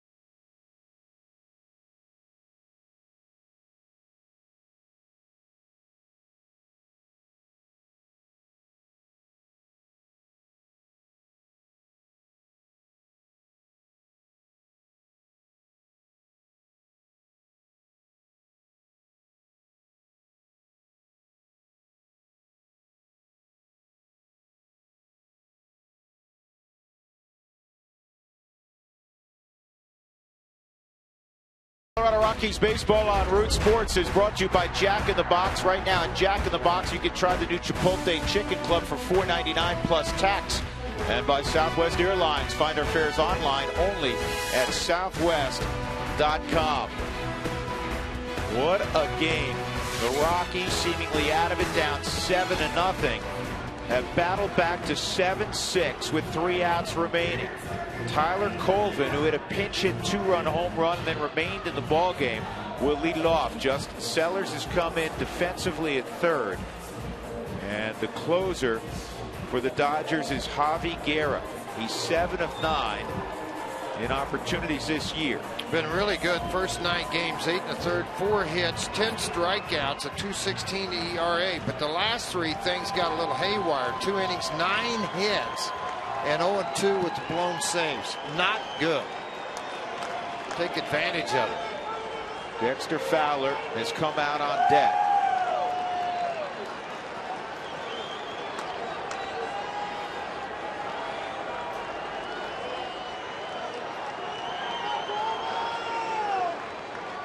Not a surprise. Loney George is good 10-12 feet off the line. That's called a strike at 95. Here's what Colvin did, pinch hitting the 7th. How nice was this? Ball out over the plate. Lindblom, who had been basically like Sandy Koufax, no-hitter style coming out of the bullpen. First time he'd been roughed up all year.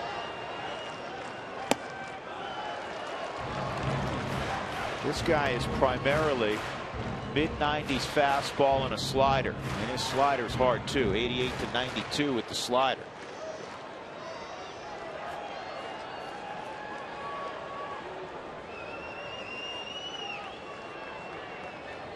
One.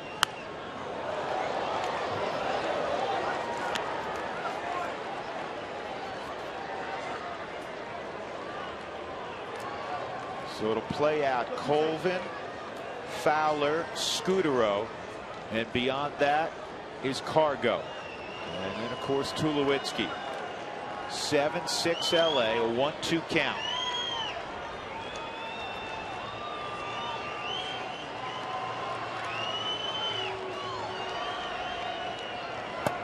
Two and 2. Javi Guerra out of Denton, Texas. 2004 4th-round pick of the Dodgers.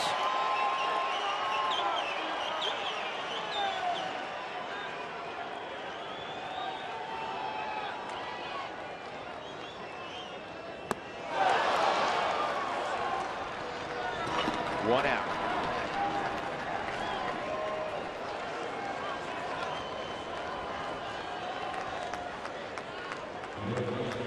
Well, Dexter's been called back. And Jim Tracy's going to play the big fly card as opposed to seeing if Dexter can reach.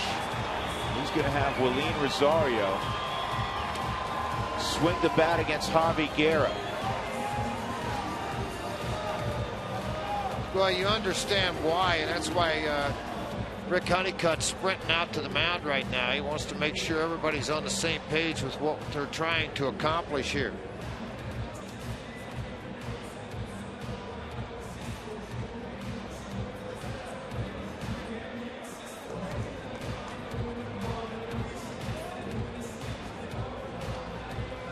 I think the thinking part of it with Jim Tracy is that Willeen is facing a guy that predominantly throws fastballs. Willeen is a tremendous fastball hitter. He struggles, George, when guys spin it.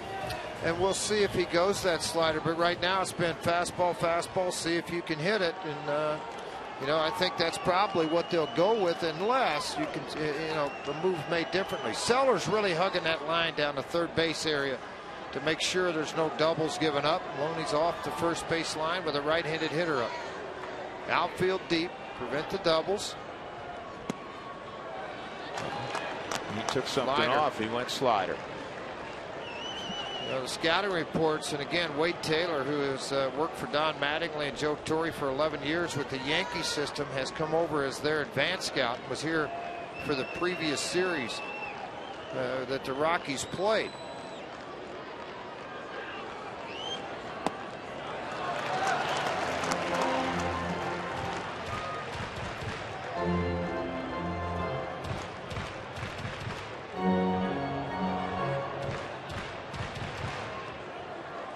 Two and 0 the count on Rosario.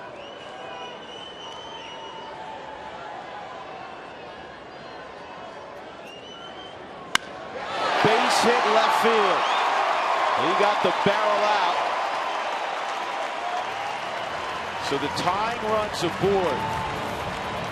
Scudero coming up. And he can run Fowler right here. Though Rosario runs pretty well. He'll surprise you. Straight fastball right in the middle of the plate at 95, and Rosario smacks this thing through the hole.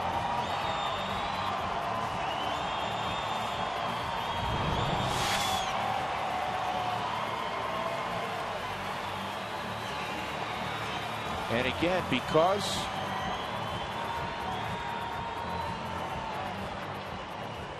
Willeen does run pretty well, he's going to be kept in the game. Marco Scudero with one out. Scudero 1 for 4. Check it, 2 for 4.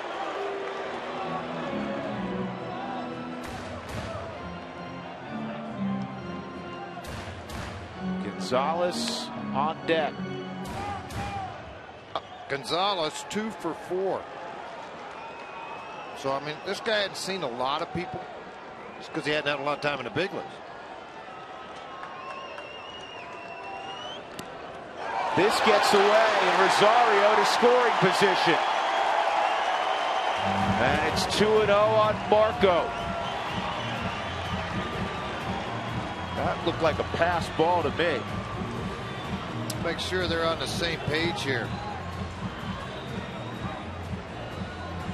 I don't know how you could score it any other way. He just jabbed at it, missed it, Drew. Look at it, hit him in the arm.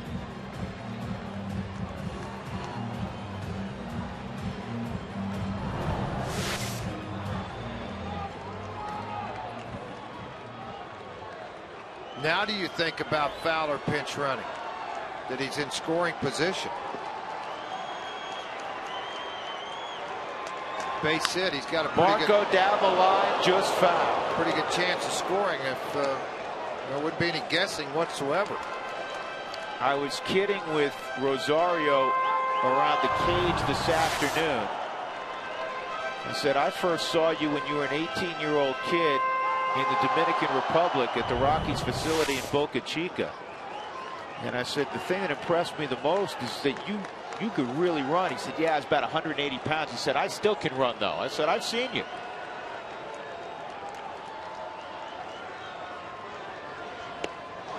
Two and 2.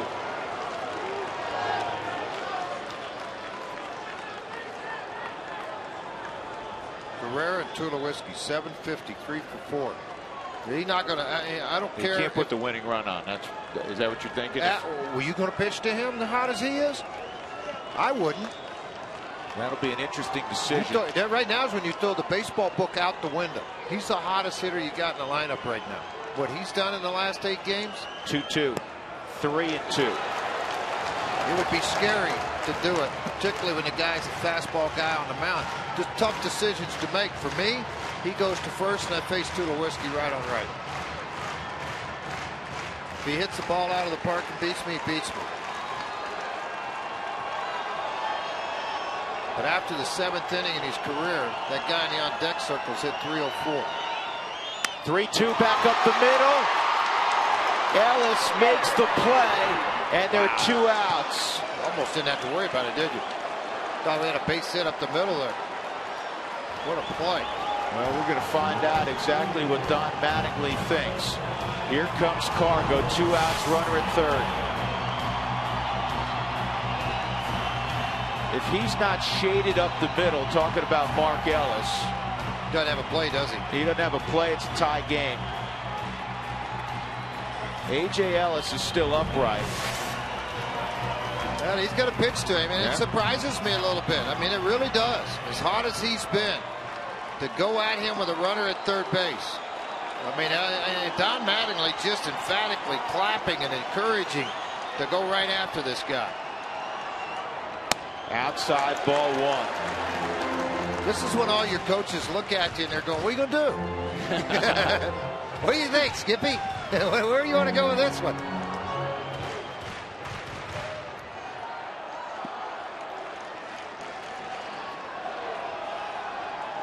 Two outs, tying run at third.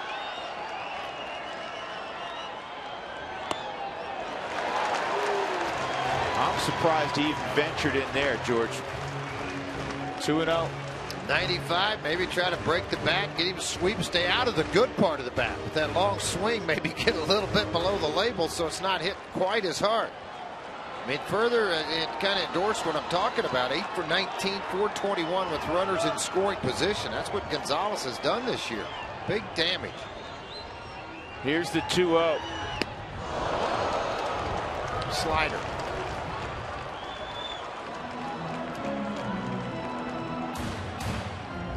Let's look at the home run swing. See where this pitch is. Left-hander, soft though, gets you. It's a softer pitch than what the other, so you can adjust to it a little bit. And it broke across the middle. 2-1 the count. Rosario at third in the 9th. Another slider. Yeah. 89 with that slider. Trying to create a little more bend to it.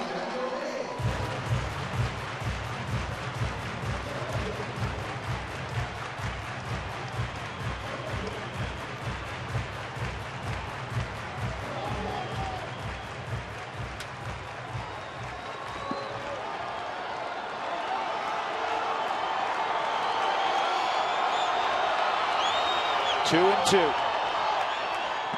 He got it. Yeah, I tip my cap to Don Mattingly. After one of the hottest hitters in baseball, he went right at him, and he was successful doing it. The Dodgers survive, and that is the most appropriate way to describe their victory. Up 7-0.